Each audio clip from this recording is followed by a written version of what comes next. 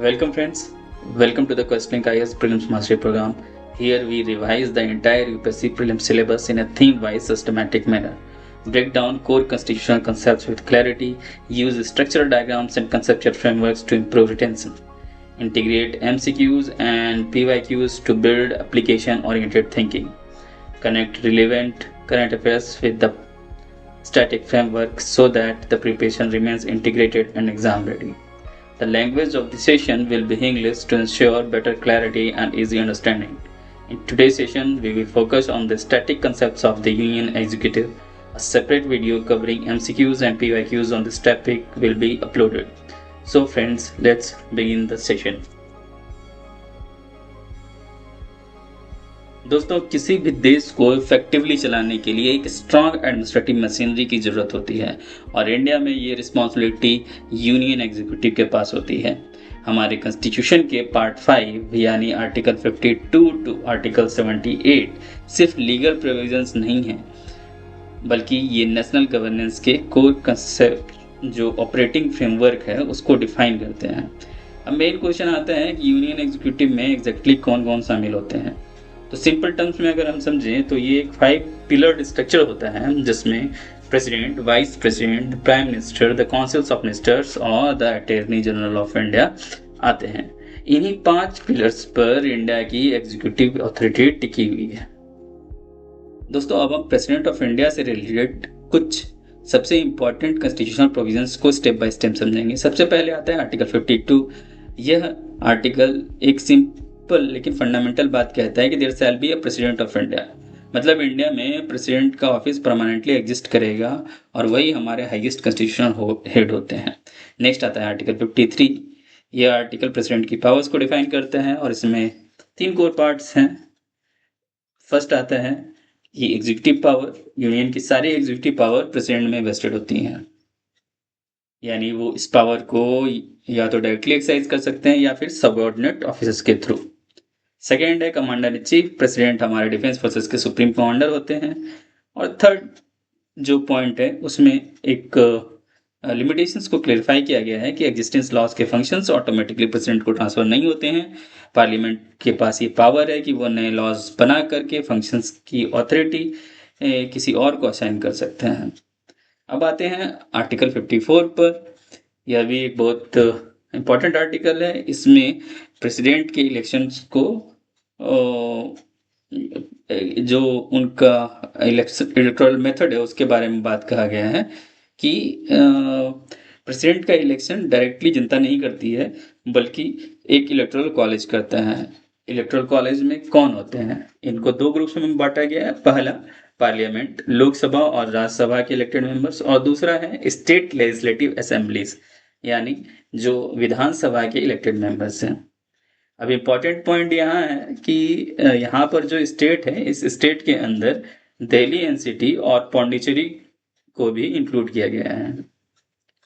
इसलिए इन असेंबलीज के elected members भी प्रेसिडेंट के इलेक्शंस में वोट कर सकते हैं। फ्रेंड्स, अब हम समझेंगे आर्टिकल 55 को जो बताता है प्रेसिडेंट ऑफ इंडिया का इलेक्शन किस मैनर में होता है। तो सबसे पहले हमारे कॉन्स्टिट्यूशन ये इंश्योर करते हैं कि प्रेसिडेंट का इलेक्शंस में अलग अलग स्टेट्स की रिप्रेजेंटेशंस में यूनिफॉर्मिटी हो और यूनियन और स्टेट्स के बीच में एक पैरिटी हो। अलग अलग स्टेट्स के बीच में भी यूनिफॉर्मिटी हो और यूनियन और स्टेट्स के बीच में भी एक पैरिटी हो। इसको अचीव करने के लिए हर एक इलेक्टेड एमएलए और एमपी के वोट को एक स्पेसिफिक वैल्यू और फार्मूला से निकाला जा सकता है। तो इसको कैलकुलेट कैसे करते हैं? सबसे पहले आते हैं कि एमएलए के वैल्यू की वोटिंग पर। तो एक एमएलए के वोट की वैल्यू निकालने के लिए स्टेट्स की टोटल पॉपुलेशन को स्टेट असेंबली के टोटल इलेक्टेड मेंबर से डिवाइड किया जाता है और फिर उस कोशेंट को 1000 से डिवाइड किया जाता है। सिमिलरली एक एमपी के वोट की वैल्यू निकालने के लिए सभी स्टेट्स के एमएलए को असाइन किया जाता है।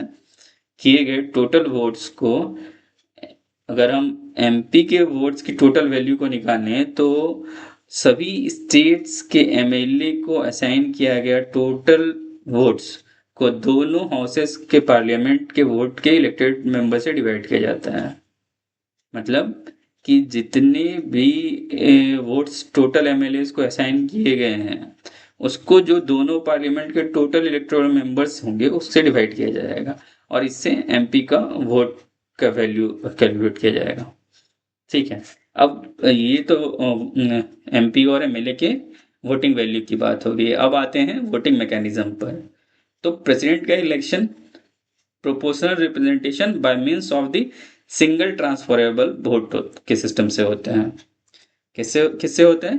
Proportional representation by means of the single transferable vote और सीक्रेट बैलेट के जरिए होता है। यह सिस्टम गारंटी करता है कि जो भी कैंडिडेट जीते उसके पास एब्सोल्यूट मेजॉरिटी ऑफ वोट्स हो। वोटर्स यानी जो हमारे एमपी और एमएलए होते हैं को सिर्फ एक बैलेट पेपर मिलता है। उन्हें करना क्या होता है, उन्हें उन कैंडिडेट्स के नाम के आगे अपनी प्रेफरेंसेस मार्क करनी होती है, 1 2 3 एक्सेट्रा। ठीक है, जीतने के लिए एक कैंडिडेट को एक फिक्स्ड कोटा ऑफ वोट्स चाहिए होता है जो निकाला जाता है by dividing total votes value by 2 और फिर उसमें एक ऐड कर दिया जाता है। ठीक है, तो इतने वोट का कोटा चाहिए होता है विनिंग कैंडिडेट के लिए। Total valid votes by 2 + 1। ठीक है ना। अब काउंटिंग के फर्स्ट फेज में सिर्फ फर्स्ट प्रेफरेंस वोट काउंट होते हैं। अगर कोई इस फेज में कोटा क्रॉस कर ले तो वो जीत जाएगा, पर अगर नहीं तो जिस कैंडिडेट को सबसे कम फर्स्ट प्रेफरेंस वोट्स मिलते हैं होते हैं उनको एलिमिनेट कर दिया जाता है और उसके सेकंड प्रेफरेंस वोट्स बाकी कैंडिडेट्स के फर्स्ट प्रेफरेंस वोट्स में ट्रांसफ़र कर दिया जाता है। ठीक है, मतलब क्या होगा कि जिस कैंडिडेट को सबसे कम प्रेफरेंस का वोट मिला उसको एलिमिनेट कर दिया जाता है और उसके सेकेंड प्रेफरेंस वोट्स को बाकी कैंडिडेट्स के फर्स्ट प्रेफरेंस वोट्स में ट्रांसफ़र कर दिया जाता है। ठीक है, इसी को ट्रांसफरेबल वोटिंग सिस्टम कहते हैं। यह एलिमिनेशन और ट्रांसफ़र के प्रोसेस तब तक चलता जाता है जब तक किसी एक कैंडिडेट को फिक्स्ड कोटा नहीं मिल जाता है। और एक बहुत क्रूशियल पॉइंट याद रखिएगा कि प्रेसिडेंट इलेक्शन के सारे डाउट्स और डिस्प्यूट्स को इंक्वायर और डिसाइड करने की पावर सिर्फ किसके पास होती है? सुप्रीम कोर्ट के पास, और उनका डिसीजन फाइनल होता है। प्रेसिडेंशियल इलेक्शन के सारे डाउट्स और डिस्प्यूट्स सिर्फ सुप्रीम कोर्ट के पास होती है उनको रिव्यू करने का। अगर इलेक्शंस के टाइम पर इलेक्टोरल कॉलेज इनकम्प्लीट होता है तो उस ग्राउंड पर इलेक्शन को चैलेंज नहीं किया जा सकता है। और एक इंटरेस्टिंग फैक्ट, अगर सुप्रीम कोर्ट किसी प्रेसिडेंट के इलेक्शंस को वॉइड कर दे, ठीक है, को वॉइड डिक्लेयर कर दें तो भी उस डिक्लेरेशन की डेट से पहले प्रेसिडेंट ने जो एक्ट्स किए होते हैं वो वैलिड रहते हैं और इनवैलिडेट नहीं होते हैं। अब आपके दिमाग में एक डाउट आ रहा होगा कि अगर हम प्रेसिडेंट को डायरेक्टली वोट क्यों नहीं करते हैं। ठीक है, तो कॉन्स्टिट्यूशनल असेंबली में भी कुछ मेंबर्स ने इनडायरेक्ट इलेक्शंस को अनडेमोक्रेटिक कहा था, पर कॉन्स्टिट्यूशन मेकर्स ने डायरेक्ट इलेक्शंस ही चुना क्योंकि उसके पास कुछ स्पष्ट रीजंस थे। पहला, इनडायरेक्ट इलेक्शंस हमारे पार्लियामेंट्री सिस्टम ऑफ गवर्नमेंट का एकदम हार्मनी में है। ठीक है, कि इनडायरेक्ट इलेक्शंस हमारे पार्लियामेंट्री सिस्टम के गवर्नमेंट के एकदम हार्मनी में है। हमारे यहाँ प्रेसिडेंट सिर्फ एक नॉमिनल एग्जीक्यूटिव होते हैं और real power councils of ministers के पास होती है। ठीक है, अगर हम प्रेसिडेंट को डायरेक्टली इलेक्ट कर देते हैं और उनको रियल पावर्स नहीं देते हैं तो यह एम्बिग्यूअस हो जाएगा। दूसरा, एक सिंबॉलिक हेड के लिए डायरेक्ट इलेक्शन करवाना बहुत ही कॉस्टली, टाइम कंज्यूमिंग और एनर्जी कंज्यूमिंग होता है क्योंकि हमारा इलेक्टोरेट बहुत बड़ा है। कुछ मेंबर्स ने सजेस्ट किया है कि पार्लियामेंट के दोनों हाउसेस को ही प्रेसिडेंट चुनने दो, पर कॉन्स्टिट्यूशन मेकर ने ये भी रिजेक्ट कर दिया क्योंकि अगर पार्लियामेंट सिर्फ वोट करेगी तो जो पॉलिटिकल पार्टी मेजोरिटी में हो वो हमेशा अपने ही कैंडिडेट जिता देगी और प्रेसिडेंट सारी स्टेट्स को इक्वली रिप्रेजेंट नहीं कर पाएंगे। तो यह एग्जिस्टिंग सिस्टम प्रेसिडेंट को यूनियन और स्टेट्स दोनों का इक्वल रिप्रेजेंटेटिव बनाता है। फ्रेंड्स, नेक्स्ट हम डिस्कस करेंगे आर्टिकल 56 यानी प्रेसिडेंट के टर्म ऑफ ऑफिस। सबसे पहला और फंडामेंटल पॉइंट, कॉन्स्टिट्यूशन के अकॉर्डिंग प्रेसिडेंट का टेन्योर 5 साल का होता है और ये 5 साल उनके ऑफिस एज्यूम करने की डेट से काउंट होता है। लेकिन एक इम्पॉर्टेंट क्वेश्चन, क्या ये 5 साल का जो टर्म ऑफ ऑफिस है वो एब्सोल्युटली फिक्स्ड है? तो आंसर है नहीं। प्रेसिडेंट अपना ऑफिस टर्म कंप्लीट होने से पहले भी छोड़ सकते हैं अगर उन्हें रिजाइन करना हो तो वो अपना रेजिग्नेशन वाइस प्रेसिडेंट को एड्रेस कर सकते हैं। यहाँ एक इम्पॉर्टेंट और फैक्चुअल पॉइंट पर ध्यान देना है कि वाइस प्रेसिडेंट को ये रेजिग्नेशन रिसीव होने के बाद इमीडिएटली लोकसभा स्पीकर को इन्फॉर्म करना होता है। दूसरा सिनेरियो, अगर प्रेसिडेंट कॉन्स्टिट्यूशन का वायलेशन करते हैं तो उन्हें उनके टर्म के बीच में से ही रिमूव किया जा सकता है। इसके लिए आर्टिकल 61 के अंदर इम्पीचमेंट प्रोसेस को फॉलो किया जाता है। अब एक कंसेप्चुअल सिचुएशन समझिए कि अगर प्रेसिडेंट 5 साल कंप्लीट हो जाते हैं लेकिन किसी रीजन से नया प्रेसिडेंट अभी तक ऑफिस एज्यूम नहीं कर पाता है, तो क्या उस ड्यूरेशन के लिए पोस्ट वैकेंट रह जाएगी? तो आंसर है बिल्कुल नहीं। आर्टिकल 56 क्लियरली इंश्योर करता है कंटिन्यूटी ऑफ ऑफिस मेंटेन रहे। करेंट प्रेसिडेंट अपने टर्म के बाद तब तक ऑफिस में कंटिन्यू करते हैं जब तक उनका सक्सेसर चार्ज एज्यूम नहीं कर लेता है। फाइनली एक और इम्पॉर्टेंट पॉइंट है, री इलेक्शंस। इंडिया में प्रेसिडेंट के लिए नंबर ऑफ टाइम्स पर कोई लिमिटेशन नहीं है। एक पर्सन चाहे तो जितनी बार भी री इलेक्ट हो सकता है। अगर कंपैरेटिव पर्सपेक्टिव से देखें तो यूएसए में यह लिमिट फिक्स्ड है, मैक्सिमम 2 टर्म्स। यह डिफरेंस ध्यान में रखना इम्पोर्टेंट है। फ्रेंड्स, नेक्स्ट अब हम सिस्टमेटिकली समझेंगे qualifications and requirements for the president of India. सोचिए एक मोमेंट के लिए कि राष्ट्रपति भवन के दरवाजे किसके लिए खुलते हैं। अगर आप फ्यूचर में प्रेसिडेंट बनना चाहते हो तो कॉन्स्टिट्यूशन आपसे एग्जैक्टली क्या एक्सपेक्ट करता है। Let's break it down step by step. तो फर्स्ट है core constitutional qualifications. Article 58 clearly कहता है कि qualifications for elections as president. इसमें कुछ इसेंशियल कंडीशंस दिए गए हैं। आर्टिकल 58 में पहला कंडीशन दिया हुआ है सिटीजनशिप, कि कैंडिडेट को इंडिया का सिटीजन होना चाहिए। यहाँ एक इम्पॉर्टेंट डिस्टिंक्शन समझिए कि यूएसए की तरह नेचुरल बोर्न सिटीजन्स की बात नहीं कही गई है। आप चाहे सिटीजन बाय बर्थ हो, रजिस्ट्रेशन या नेचुरलाइजेशन, आप प्रेसिडेंशियल इलेक्शंस के लिए एलिजिबल हैं इंडिया में। दूसरा है एज क्राइटेरिया, कि कैंडिडेट की मिनिमम एज 35 ईयर्स तो होनी ही चाहिए। थर्ड इंपॉर्टेंट क्राइटेरिया है लोकसभा क्वालिफिकेशंस, की कैंडिडेट लोकसभा का एक मेंबर बनने के लिए क्वालिफाइड होना चाहिए। ध्यान रहे, Lok Sabha not Rajya Sabha, not parliament in general. और फोर्थ क्रूशियल पॉइंट है कि नो ऑफिस ऑफ प्रॉफिट, की कैंडिडेट किसी भी ऑफिस ऑफ प्रॉफिट को होल्ड नहीं कर सकता है, चाहे वो यूनियन, स्टेट या किसी पब्लिक अथॉरिटी के अंदर हो। अब ऑफिस ऑफ प्रॉफिट की अगर हम बात करें तो कॉन्स्टिट्यूशन में कहीं भी एक्सप्लिसिटली डिफाइन नहीं किया गया है कि ऑफिस ऑफ प्रॉफिट किसे बोलते हैं, लेकिन जुडिशियल इंटरप्रिटेशन से इसका कुछ बेसिक मतलब निकाला जा सकता है कि ऑफिस ऑफ प्रॉफिट का मतलब ऐसा ऑफिस जो कि गवर्नमेंट के अंदर हो, चाहे यूनियन या स्टेट्स, और जिसे होल्डर को फाइनेंशियल बेनिफिट या रेम्युनरेशन मिलता हो। ठीक है, बट इसमें कुछ इंपॉर्टेंट एक्सेप्शंस भी हैं कि आर्टिकल 58 के एक्सप्लेनेशन के अनुसार कि sitting president, vice president, governor, union state ministers, ये सब ऑफिस ऑफ प्रॉफिट को होल्डर नहीं माना गया है। इसका प्रैक्टिकल इम्प्लीकेशन है कि ये डिग्निटरीज अपने करंट पोजीशन पर रहते हुए भी प्रेसिडेंशियल इलेक्शंस कंटेस्ट कर सकते हैं बिना रिजाइन किए हुए। ओके, तो अब एक और लॉजिकल क्वेश्चंस आ सकते हैं कि अगर मैं सिटीजन हूँ 35 प्लस, लोकसभा के लिए एलिजिबल हूँ और ऑफिस ऑफ प्रॉफिट होल्ड नहीं करता, तो क्या मैं डायरेक्टली प्रेसिडेंट का इलेक्शन लड़ सकता हूँ? तो answer is a big no, क्योंकि नॉन सीरियस कैंडिडेट्स को सिस्टम जो है वो फिल्टर करता है।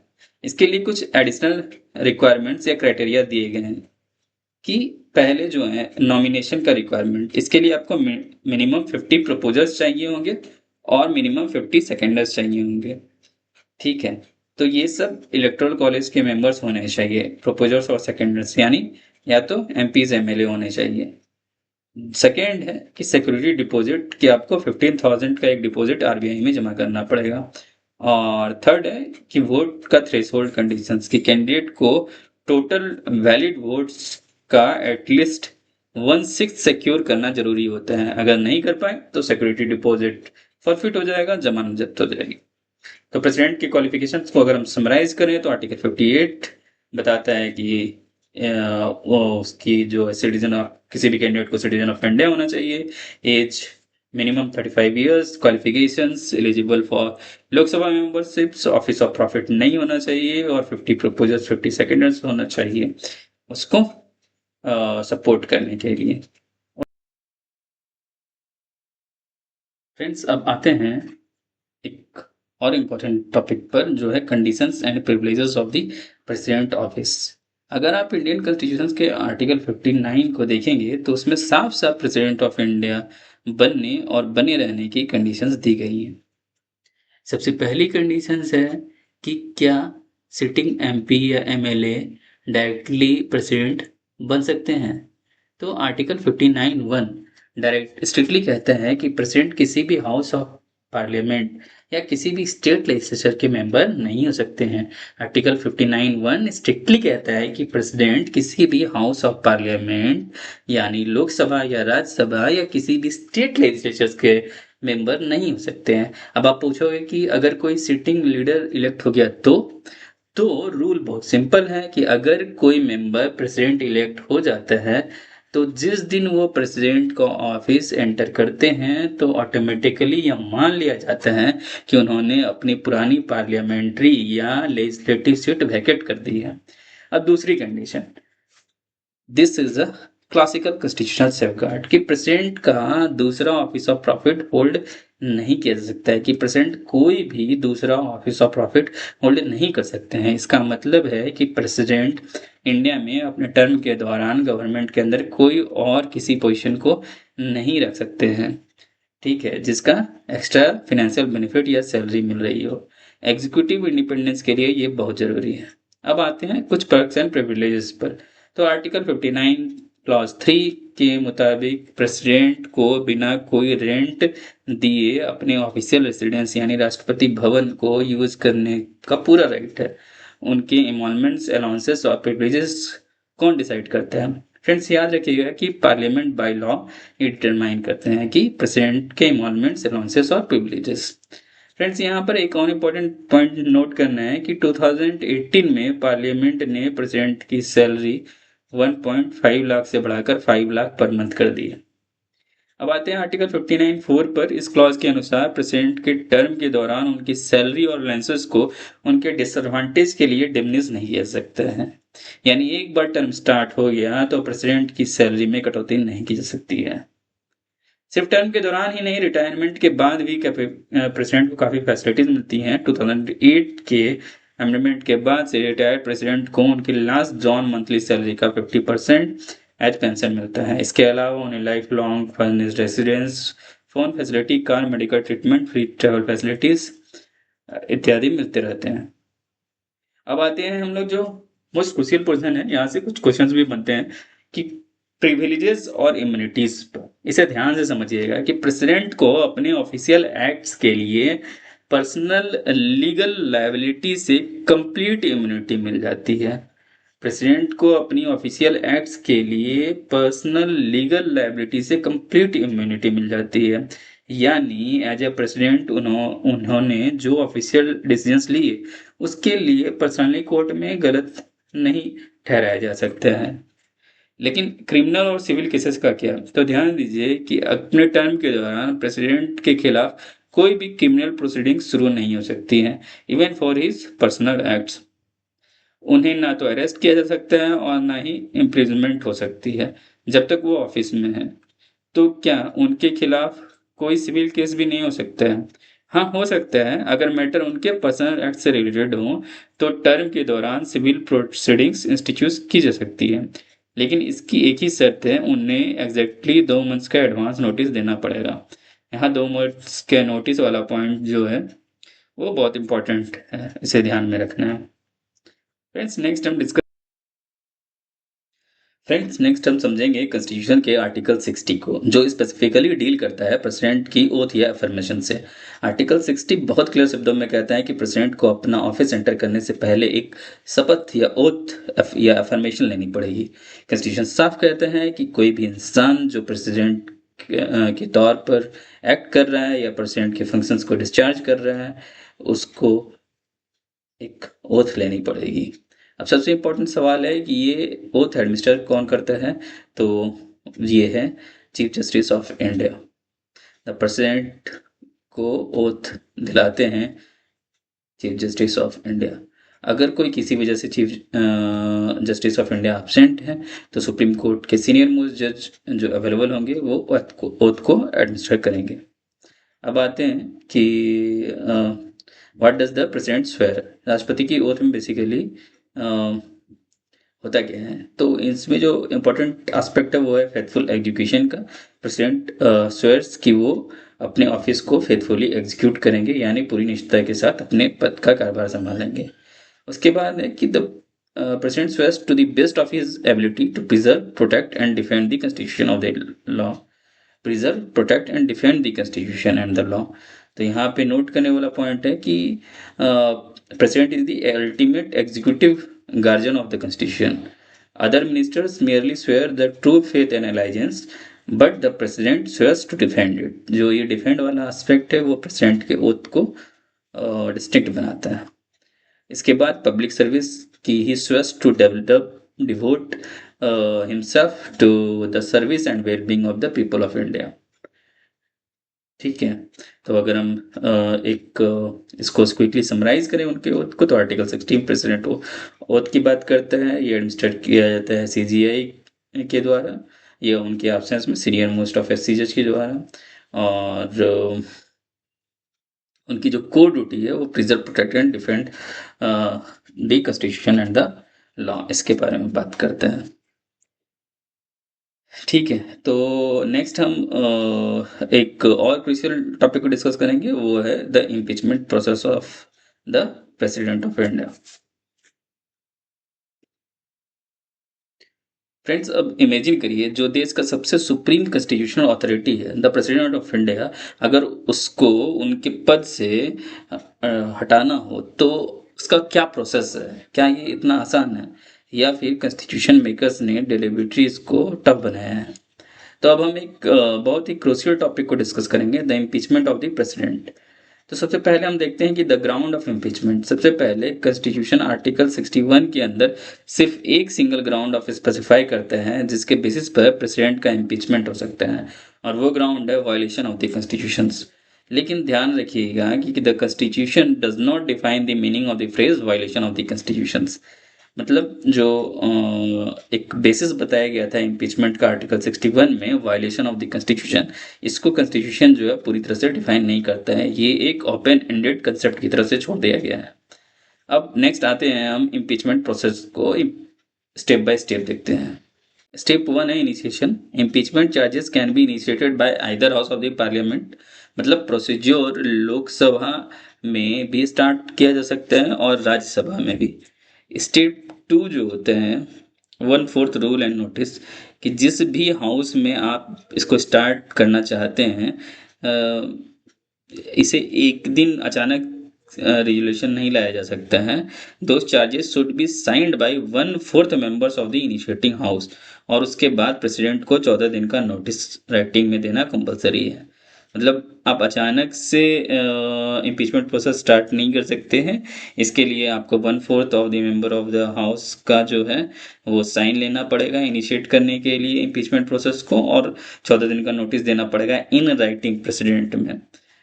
ठीक है, उसके बाद है कि अगर आफ्टर 14 डेज जब रेजोल्यूशन वोटिंग पर होगी, it must be passed by A majority of not less than 2/3 of the total membership of the house. कि आप जिस भी हाउस में उसको लाया गया इम्पीचमेंट प्रोसेस को, वहाँ पे उस रिजोल्यूशन को 2/3 मेजोरिटी से पास होना होगा।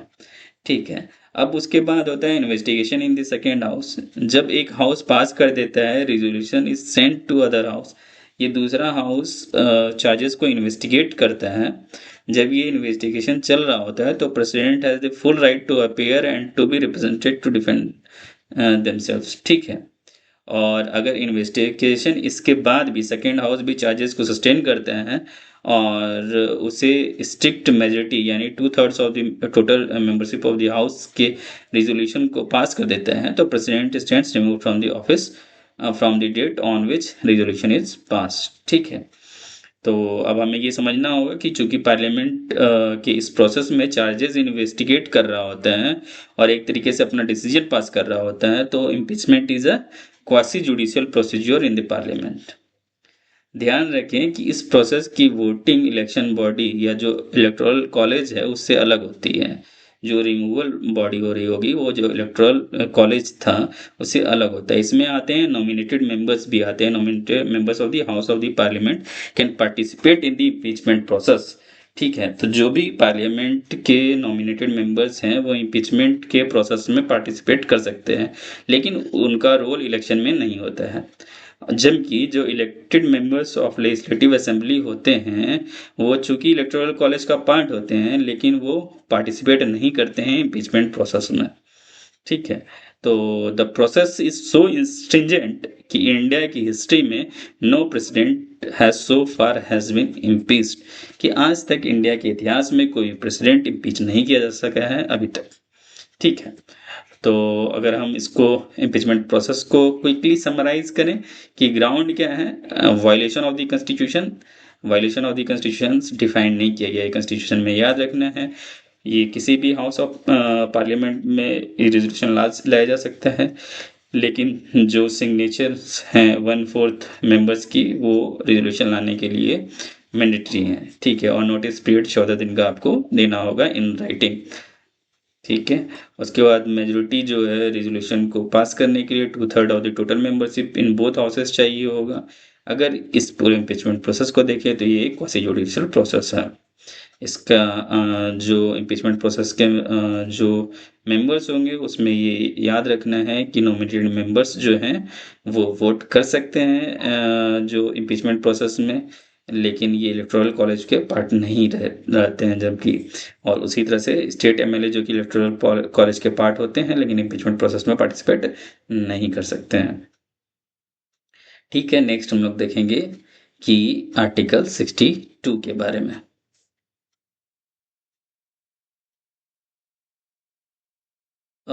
अब इमेजिन करिए दोस्तों कि देश का सबसे highest office, the office of the president of India की कुर्सी अचानक से खाली हो जाए, क्या कॉन्स्टिट्यूशन मशीनरी रुक जाएगी? तो जवाब है बिल्कुल नहीं। हमारे कॉन्स्टिट्यूशन मेकर्स ने इस सिचुएशन के लिए एक क्लियर और फेल सेफ मैकेनिज्म डिजाइन किया है, आर्टिकल 62। फ्रेंड्स, अब हम लोग देखेंगे the precise constitutional provision governing a vacancy in the office of president. तो पहला कंसेप्ट क्या है? पहला कंसेप्ट है कि vacancy by expiration of term. देखिए, कॉन्स्टिट्यूशनल मेकर्स कभी नहीं चाहते हैं कि कंट्री के हेड ऑफ द स्टेट्स की पोस्ट एक दिन के लिए भी खाली रहे। इसलिए जब एक सिटिंग प्रेसिडेंट का नॉर्मल टर्म जो कि 5 साल का होता है एक्सपायर होने वाला होता है तो उस वैकेंसी के फिल करने के लिए नया इलेक्शन उनके टर्म खत्म होने से पहले ही कंप्लीट कर लिया जाना चाहिए। इसका मतलब कि आउटगोइंग प्रेसिडेंट के टर्म के आखिरी दिन से पहले नए प्रेसिडेंट का इलेक्शन रिजल्ट रेडी होना चाहिए so that there is a seamless transition of power. जो सेकेंड केस है इमरजेंसी सिनेरियो कैजुअल वैकेंसी में। तो अब आते हैं उस सिचुएशन पर जहां लाइफ अनप्रेडिक्टेबल होती है। अगर ऑफिस में किसी अचानक वजह से वैकेंसी आ जाए जैसे प्रेसिडेंट की डेथ, रेजिग्नेशन, रिमूवल या किसी और कारण से, तो मशीनरी कैसे रिएक्ट करेगी? ऐसी कैजुअल वैकेंसी के केस में आर्टिकल 62 क्लॉज 2 स्पेसिफिक मैंडेट करता है कि नया election as soon as possible करवा देना चाहिए। लेकिन एज सुन एज पॉसिबल तो एम्बिगियस है, राइट? इसलिए फ्रेमर्स ने एक स्ट्रिक्ट आउटर लिमिट सेट कर दी है कि किसी भी हाल में इलेक्शन वैकेंसी क्रिएट होने की डेट से 6 महीने के अंदर नए इलेक्शंस होल्ड किए जाने चाहिए, ठीक है। तो पहले केस फर्स्ट केस में था कि जो 5 साल का एक्सपायरी का टर्म है, उनका जो फुल टर्म है, उससे पहले इलेक्शंस हो जाना चाहिए। और दूसरा है कि अगर इमरजेंसी सिनेरियो में प्रेसिडेंट का ऑफिस खाली होता है तो वो 6 महीने के अंदर न्यू इलेक्शंस होल्ड करवा देने चाहिए। नेक्स्ट जो आता है कि term of the newly elected president. अब ये सबसे इम्पोर्टेंट पॉइंट है कि मान लीजिए एक प्रेसिडेंट ने 2 साल सर्व किया और रिजाइन कर दिया, नए इलेक्शंस हुए और एक नया प्रेसिडेंट इलेक्ट हुआ, तो अब ये सवाल है कि क्या नया प्रेसिडेंट बचे हुए 3 साल के रिमेनिंग टर्म के लिए ही ऑफिस संभालेगा, जैसे एमपीज या एमएलए के बाय इलेक्शंस में होता है। तो यहाँ जो है हमें ये समझना होगा कि जो नया पर्सन कैजुअल वैकेंसी को फिल करने के लिए इलेक्ट होता है, वो अपनी एंट्री डेट से 5 साल का पूरा टर्म फुल टर्म को ऑफिस होल्ड करने का हकदार है। ठीक है, तो रिमेनिंग टर्म जैसा कंसेप्ट जो है प्रेसिडेंट के ऑफिस के लिए एग्जिस्ट नहीं करता है। तो अगर हम आर्टिकल 62 को समराइज करें तो इसमें रेगुलर वैकेंसी के केस में नए इलेक्शंस पुराने प्रेसिडेंट के टर्म एक्सपायर होने से पहले कंप्लीट हो जाना चाहिए। कैजुअल वैकेंसी, डेथ, रेजिग्नेशन या रिमूवल के केस में इलेक्शंस किसी भी हालत में 6 महीने से अंदर हो जाना चाहिए। और term of the new president जो है, जो भी नया इलेक्टेड प्रेसिडेंट होगा, वो हमेशा 5 ईयर फुल टर्म एंजॉय करता है। पार्लियामेंट में पार्शियल टर्म का कंसेप्ट नहीं है। ठीक है, नेक्स्ट हम लोग देखेंगे powers of the Indian president.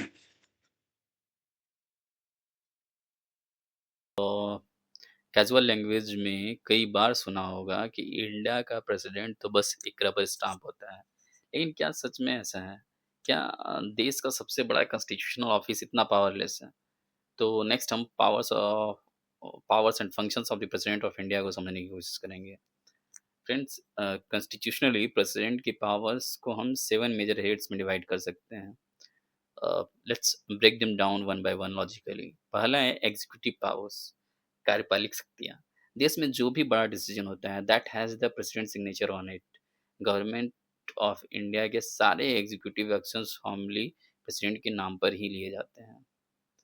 ध्यान से सुनिएगा, अपार्टमेंट्स की लिस्ट। प्रेसिडेंट प्राइम मिनिस्टर और बाकी मिनिस्टर्स को अपॉइंट करते हैं, और याद रखिए कि they hold office during his pleasure. Attorney general of India, CAG, chief election commissioner, UPSC chairman, state governor, finance commissions के मेंबर्स, ये सब प्रेसिडेंट ही अपॉइंट करते हैं। एससी, एसटी और बैकवर्ड क्लासेस की कंडीशंस इन्वेस्टिगेट करने के लिए कमीशन हो, या सेंटर स्टेट कोऑपरेशन के लिए इंटर स्टेट काउंसिल्स, ये सब सेटअप करने की पावर प्रेसिडेंट के पास है। यूनियन टेरिटरीज को डायरेक्टली अपने अपॉइंटेड एडमिनिस्ट्रेटर्स के थ्रू से एडमिनिस्ट्रेशन करते हैं, और किसी भी एरिया को शेड्यूल्ड एरिया डिक्लेयर करने का एक्सक्लूसिव पावर भी उन्हीं का है। दूसरा है लेजिस्लेटिव पावर्स, यानी विधायक शक्तियाँ। अब आते हैं पार्लियामेंट पर। याद रखिए, president is an integral part of the parliament of India. उनके बिना कोई लॉ नहीं बन सकते हैं। अगर हम सेशंस की बात करें तो पार्लियामेंट को समन करना, प्रोरोग करना या लोकसभा को डिसॉल्व करना, ये सब प्रेसिडेंट के हाथ में है। अगर किसी बिल पर डेडलॉक हो जाए तो ज्वाइंट सेटिंग भी वही समन करते हैं। अगर नॉमिनेशंस की बात करें तो राज्यसभा में 12 मेंबर्स और लोकसभा में 2 एंग्लो इंडियन कम्युनिटी को मेंबर्स को नॉमिनेट करने का अधिकार भी उनके पास है। हालांकि ये एंग्लो इंडियन कम्युनिटी वाला क्लॉज जो है अभी रिसेंटली अमेंडमेंट के थ्रू से ये प्रैक्टिस को बंद कर दिया गया है। द वीटो एंड बिल्स, जब कोई बिल दोनों हाउसेस से पास होकर आता है तो प्रेसिडेंट के पास ऑप्शंस होते हैं, असेंट देना, विथहोल्ड करना, या नन बनी बिल को रिकंसिडरेशन के लिए वापस भेजना। स्टेट लेजिस्लेचर्स के कुछ बिल को जो गवर्नर रिजर्व करते हैं उन पर भी प्रेसिडेंट असेंट दे सकते हैं, विथहोल्ड कर सकते हैं, या स्टेट को वापस भेज सकते हैं। सिमिलरली उनके पास ऑर्डिनेंस मेकिंग पावर भी है। जब पार्लियामेंट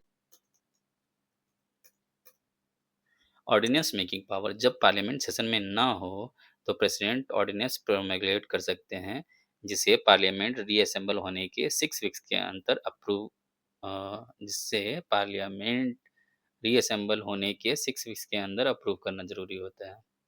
अब आते हैं फाइनेंशियल पावर्स पर। तो मनी बिल्स पार्लियामेंट में सिर्फ प्रेसिडेंट की प्रायर रिकमेंडेशन से ही आते हैं। एनुअल फाइनेंशियल स्टेटमेंट यानी यूनियन बजट को पार्लियामेंट के सामने रखवाने की जिम्मेदारी इन्हीं की है। अगर अचानक से कोई अनफोर्सीन एक्सपेंडिचर आ जाता है तो कंटिजेंसी फंड इंडिया से एडवांसेस निकालने की पावर इनके पास है। सेंटर और स्टेट्स के बीच रेवेन्यू डिस्ट्रीब्यूशन के लिए हर 5 साल में फाइनेंस कमीशन को भी वही कंस्टिट्यूट करते हैं। अब प्रेसिडेंट की अगर हम जुडिशियल पावर्स की बात करें तो जुडिशरी कम्प्लीटली इंडिपेंडेंट है, बट इनको टॉप अपॉइंटमेंट्स जो है वो प्रेसिडेंट करते हैं। सुप्रीम कोर्ट और हाई कोर्ट के चीफ जस्टिस और जजेस को वही अपॉइंट करते हैं। अगर कोई कॉन्स्टिट्यूशनल एम्बिग्यूटी हो तो वो सुप्रीम कोर्ट से लॉ या फैक्ट पर एडवाइस ले सकते हैं। सबसे क्रूशियल है पार्डनिंग पावर कि कोर्ट मार्शल और यूनियन लॉ के अगेंस्ट ऑफेंस या डेथ सेंटेंस के केसेस में पार्डन रिप्राइव डिस्पाइट रिमिशन या सेंटेंस कम्यूट सस्पेंड कर सकते हैं। का एक्सक्लूसिव राइट प्रेसिडेंट के पास होता है। Judicial power. Now coming to the diplomatic and military powers. आपने देखा होगा कि पीएम ट्रीटीज साइन करते हैं, बट टेक्निकली सारी इंटरनेशनल ट्रीटीज और एग्रीमेंट्स प्रेसिडेंट के नाम पर ही नेगोशिएट होती हैं। As for the military, the president is the supreme commander of the defence forces. Army, navy और एयर फोर्सेस के चीफ्स को वही अपॉइंट करते हैं और वार डिक्लेयर करना या पीस कंक्लूड करना भी उन्हीं के नाम पर होता है। Coming to the emergency power, आपातकालीन शक्तियां। आखिर में कॉन्स्टिट्यूशन प्रेसिडेंट को एक्स्ट्रा ऑर्डिनरी सिचुएशंस हैंडल करने के लिए 3 मासिव इमरजेंसी पावर देता है। First, national emergency article 352। Second, president rules article 356 and 365। Third, financial emergency article 360। तो एस्पिरेंट्स टेक अवे क्या है? अगर आपसे कोई पूछे कि प्रेसिडेंट की पावर्स क्या हैं तो 7 पिलर्स को ध्यान में रखिए। Executive, legislative, financial, judicial, diplomatic, military और इमरजेंसी। देश का एडमिनिस्ट्रेशन उन्हीं के नाम से चलता है। सबसे बड़े डिपार्टमेंट्स वो करते हैं, उनके बिना लॉ नहीं बनता। आर्मी उनको रिपोर्ट करती है और इमरजेंसी में पूरा कॉन्स्टिट्यूशन मशीनरी उनके कंट्रोल में आ जाता है। तो calling this officer rubber stamp is an over simplification. उनकी पोजीशन डीपली सिंबॉलिक होने के साथ साथ इमेंसली फंक्शनल भी है।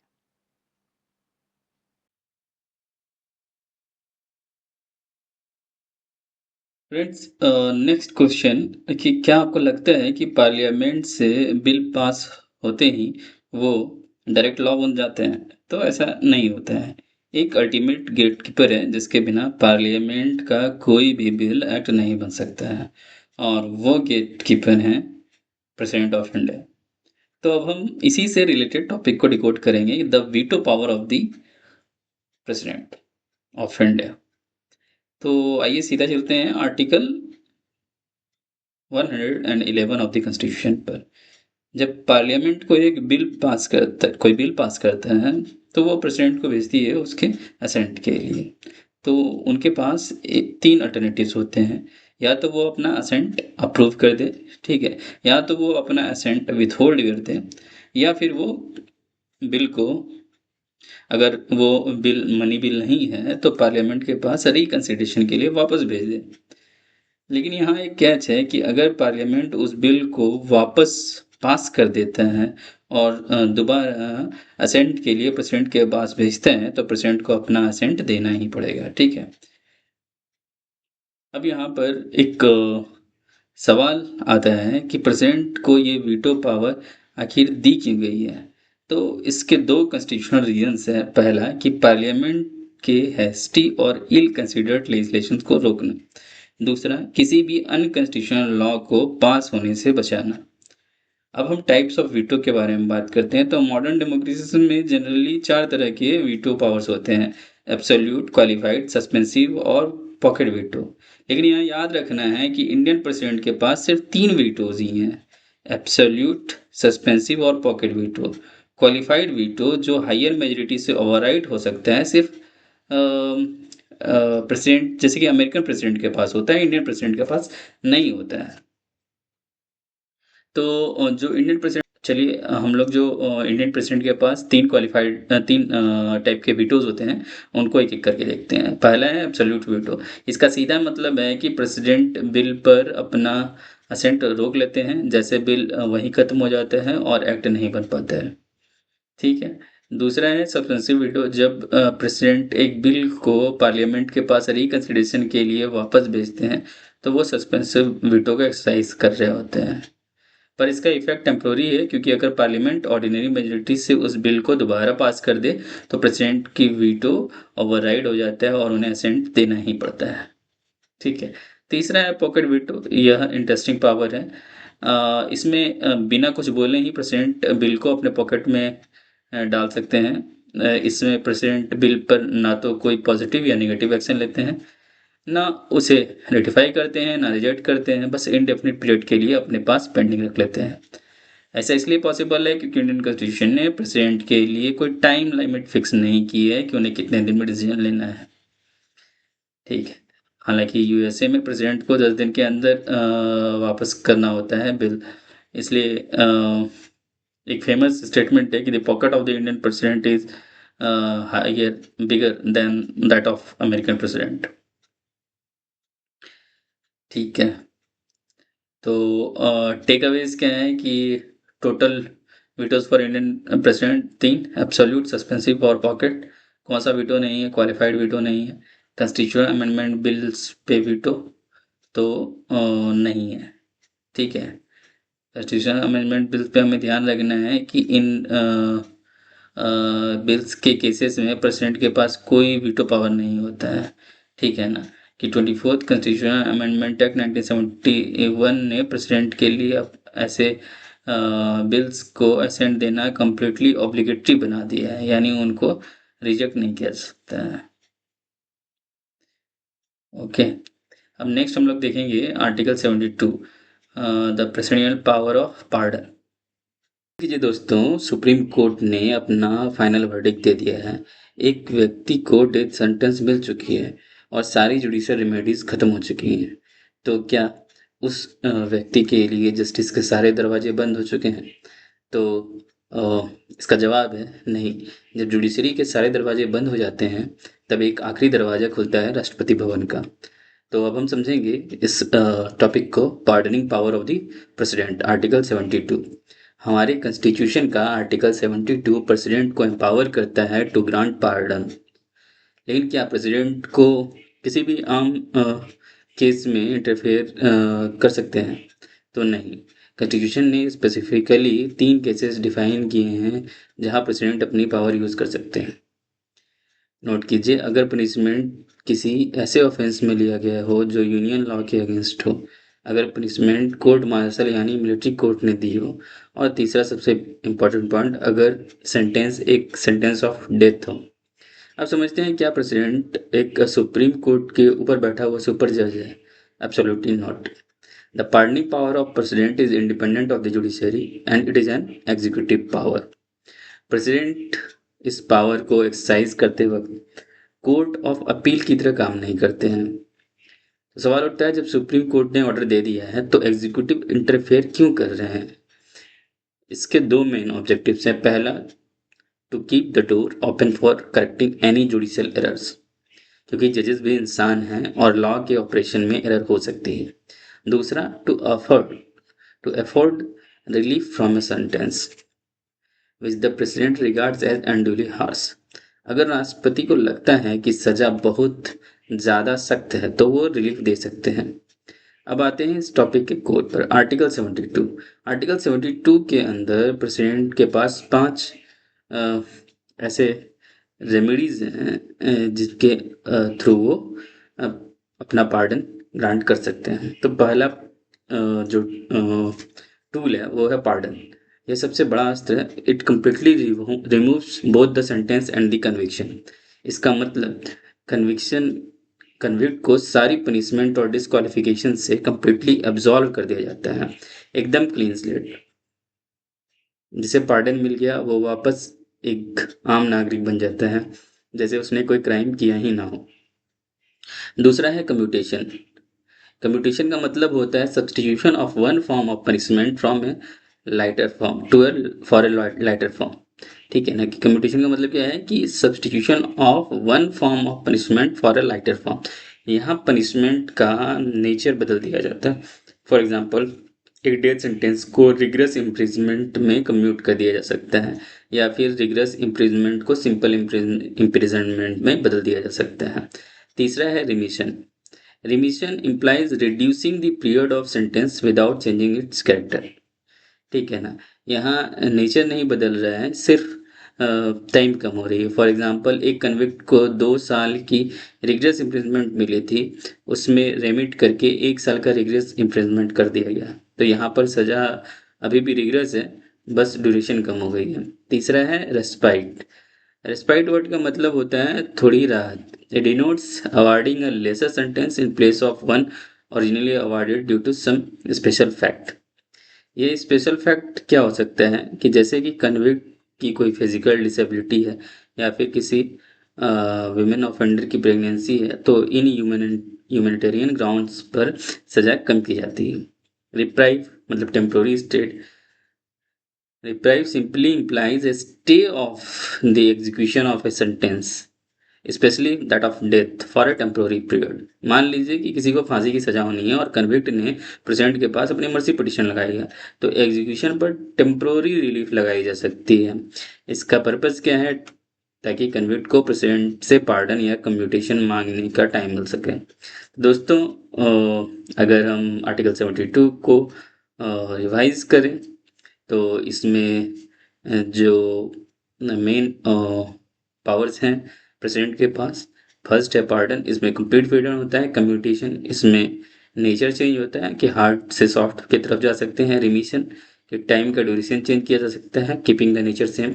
और रिस्पाइट क्या है कि अगर कोई स्पेशल कंडीशन है तो उसमें कुछ रिलीफ दी जा सकती है कन्विक्ट को। और रिप्राइव होता है कि टेम्प्रोरी स्टे लगा दी।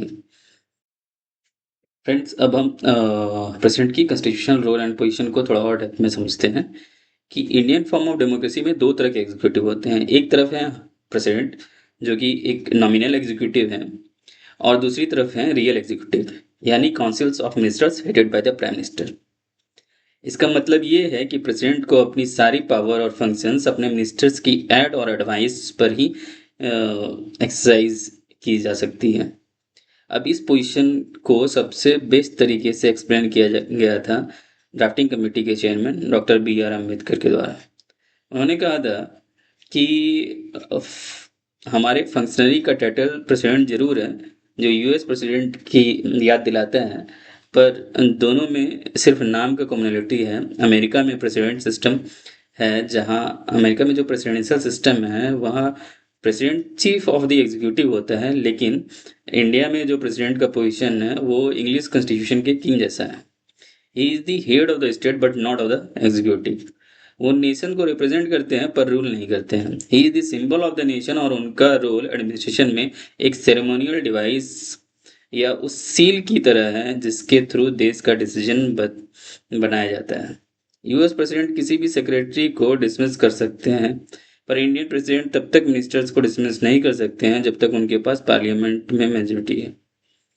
अब आते हैं टेक्निकल पॉइंट पर कि प्रेसिडेंट की कॉन्स्टिट्यूशनल पोजीशन को जज करने के लिए हमें 3 क्रूशियल आर्टिकल्स देखने होंगे, आर्टिकल 53, 74 और 75। आर्टिकल 53 कहता है कि यूनियन की एग्जीक्यूटिव पावर प्रेसिडेंट में वेस्टेड होंगी और वो इसको डायरेक्टली या सबऑर्डिनेट ऑफिसर्स के थ्रू एक्सरसाइज करेंगे।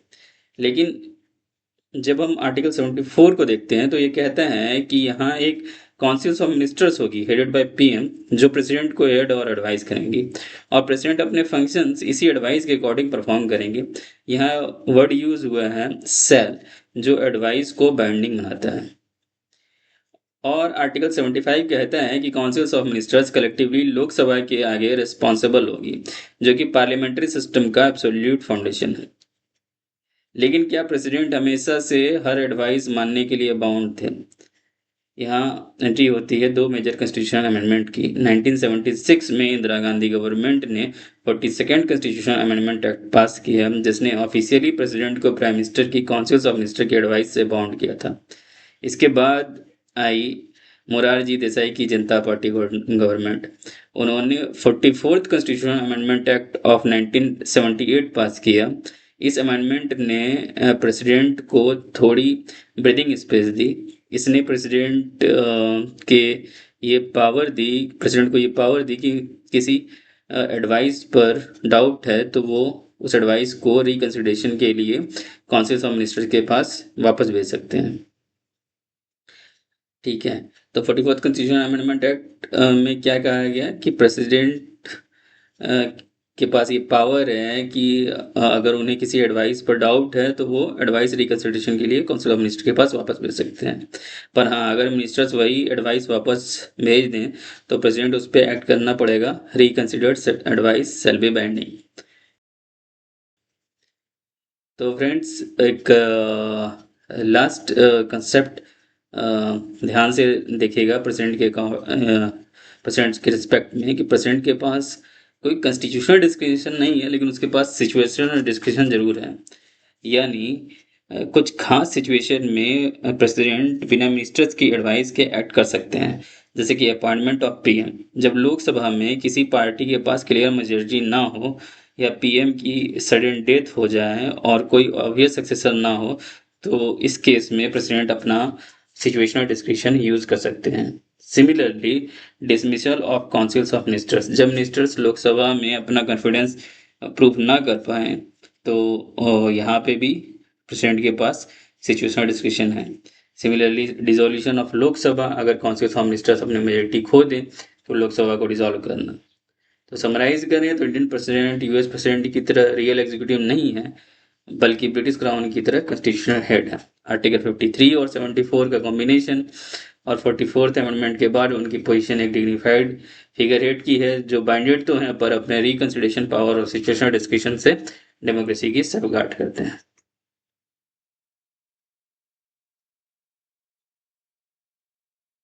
तो हम एक ऐसी कॉन्स्टिट्यूशनल पोस्ट के बारे में बात करेंगे जिसे अक्सर his superfluous highness of the constitution loosely कह दिया जाता है, लेकिन जब भी यूनियन एग्जीक्यूटिव पर क्राइसिस आता है तो ऐसी स्थिति में यही पोस्ट सिस्टम को कोलैप्स करने से बचाती है।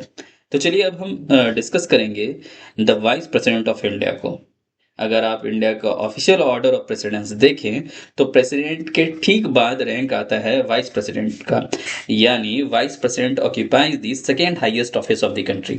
कॉन्स्टिट्यूशन का आर्टिकल 63 सिंपली और क्लियरली स्टेट करता है there shall be a vice president of India, और आर्टिकल 64 कहता है कि वाइस प्रेसिडेंट होंगे ex officio chairman of the council of states, और वो कोई भी और ऑफिस ऑफ प्रॉफिट होल्ड नहीं कर सकते हैं। एक्स ऑफिसियो का सीधा मतलब है by virtue of the office, क्योंकि अगर आप वाइस प्रेसिडेंट हैं तो आप ऑटोमेटिकली काउंसिल ऑफ स्टेट्स के चेयरमैन बन जाते हैं, यानी राज्यसभा के चेयरमैन बन जाते हैं। पर ध्यान रखिए, अगर वाइस प्रेसिडेंट आर्टिकल 65 के अंदर प्रेसिडेंट के फंक्शंस डिस्चार्ज कर रहे हैं तो उस ड्यूरेशन में वो काउंसिल ऑफ स्टेट्स के चेयरमैन की ड्यूटीज परफॉर्म नहीं करेंगे। एंड मोस्ट इम्पॉर्टेंटली, उस टाइम उन्हें चेयरमैन वाली सैलरी या अलाउंस नहीं दी जाएगी।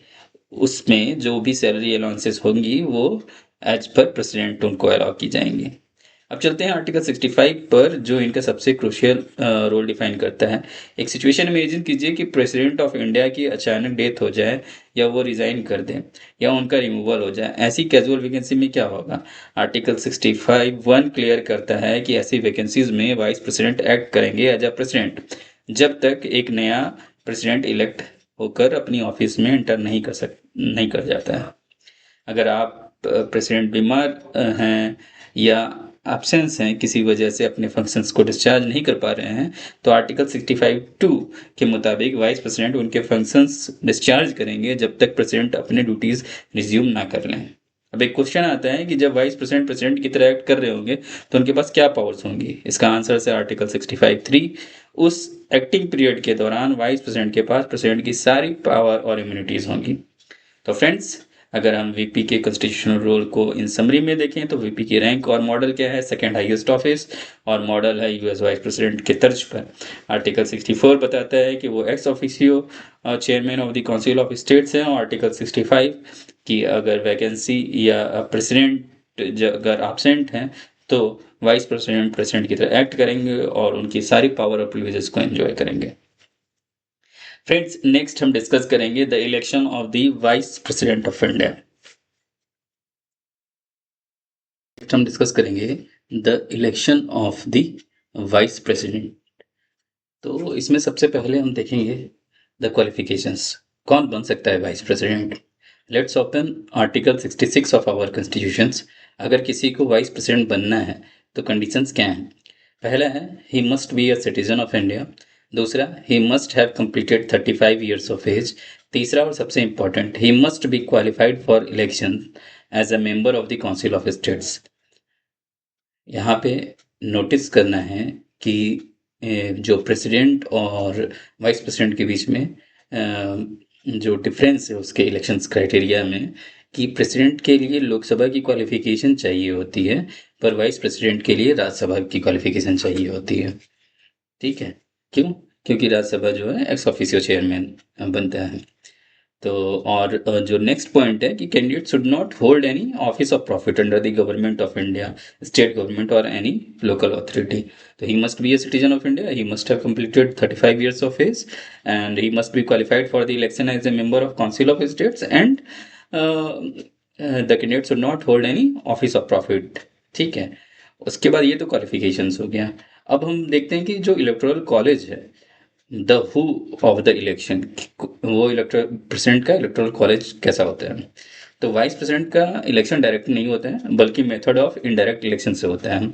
He is elected by N electoral college consisting of the members of both of the houses of parliament. ठीक है, तो ये मेंबर जो पार्लियामेंट के मेंबर्स होते हैं वो चुनते हैं वाइस प्रेसिडेंट को। ठीक है, अब वाइस प्रेसिडेंट का इलेक्टोरल कॉलेज प्रेसिडेंट के इलेक्टोरल कॉलेज से थोड़ा सा डिफरेंट होता है कि पहले इसमें जो इलेक्टेड और नॉमिनेटेड मेंबर्स दोनों होते हैं। वीपी के इलेक्शन में पार्लियामेंट के इलेक्टेड और नॉमिनेटेड दोनों मेंबर्स वोट करते हैं, जबकि प्रेसिडेंट में क्या था कि प्रेसिडेंट में सिर्फ जो है वो इलेक्टेड एमपी होते थे। ठीक है, और दूसरा पॉइंट ये है कि इसमें कोई एमएलए नहीं होता है। वीपी के इलेक्शन में स्टेट लेजिस्लेटिव असेंबलीज के मेंबर्स पार्टिसिपेट नहीं करते हैं, जबकि प्रेसिडेंट के इलेक्शन में जो इलेक्टेड एमएलए होते थे वो पार्ट होते थे इलेक्टोरल कॉलेज का। ठीक है, अब द इलेक्शन मेथड हाउ कैसा होता है कि इलेक्शन का तरीका प्रेसिडेंट के इलेक्शन जैसा ही है। ठीक है ना, प्रोसेस सेम ही है। आर्टिकल 66(1) क्लियरली स्टेट करता है कि election system of proportional representation by means of the single transferable vote के थ्रू होगा, और वोटिंग हमेशा सीक्रेट बैलेट से होगी। ठीक है, एक और कंडीशन याद रखिएगा, वीपी किसी भी हाउस ऑफ पार्लियामेंट या स्टेट लेजिस्लेचर के मेंबर नहीं हो सकते हैं। ठीक है ना, वाइस प्रेसिडेंट क्या होंगे कि किसी भी हाउस के मेंबर नहीं हो सकते हैं। अगर कोई मेंबर ही इलेक्ट हो जाता है तो उसकी स्थिति में क्या होगा, तो जैसे ही वो वीपी का ऑफिस में एंटर करेंगे तो उन्हें अपनी पुरानी सीट वैकेंट करनी पड़ेगी। अब हम बात आते हैं इलेक्शन डिस्प्यूट का। तो जब भी इलेक्शन डिस्प्यूट होगा तो फैसला कौन करेगा। तो what if there is a dispute regarding the election, तो all doubts and disputes in connection with the VPs elections are handle exclusively by the supreme court, और उनका डिसीजन फाइनल होता है। ठीक है, तो इसमें दो क्रूशियल पॉइंट और ध्यान रखना है कि आप इलेक्शन को इस ग्राउंड पर चैलेंज नहीं कर सकते हैं कि इलेक्टोरल कॉलेज इनकम्प्लीट था। ठीक है ना, कि किसी एमपी की सीट वैकेंट दी तो इलेक्टोरल कॉलेज को डिस्क्वालीफाई करना होगा, तो ये आप नहीं कर सकते हैं।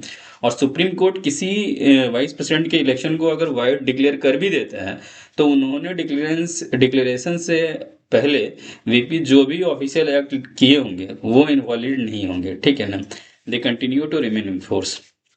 जान पर देख चुके हैं। फ्रेंड्स, नेक्स्ट हम एक इंटरेस्टिंग कॉन्स्टिट्यूशनल क्वेश्चन से शुरू करते हैं। प्रेसिडेंट ऑफ इंडिया को हटाने के लिए इम्पीचमेंट का प्रोसेस यूज होता है, ये हम सब देख चुके हैं। लेकिन अगर वाइस प्रेसिडेंट को हटाना हो तो क्या कॉन्स्टिट्यूशन यहाँ भी इम्पीचमेंट यूज करेगा? तो आंसर है नहीं, बिल्कुल नहीं। इसी इंपॉर्टेंट डिस्टिंक्शन को समझने के लिए अब हम सिस्टमेटिकली डिस्कस करेंगे कि tenure and removal of the Indian vice president. ठीक है, तो सबसे पहले हम लोग देखते हैं टेन्योर के बारे में कि टेन्योर और रेजिग्नेशन का क्या प्रोसेस है। तो let's talk about the term of the office. एक वाइस प्रेसिडेंट का टेन्योर कितना होता है?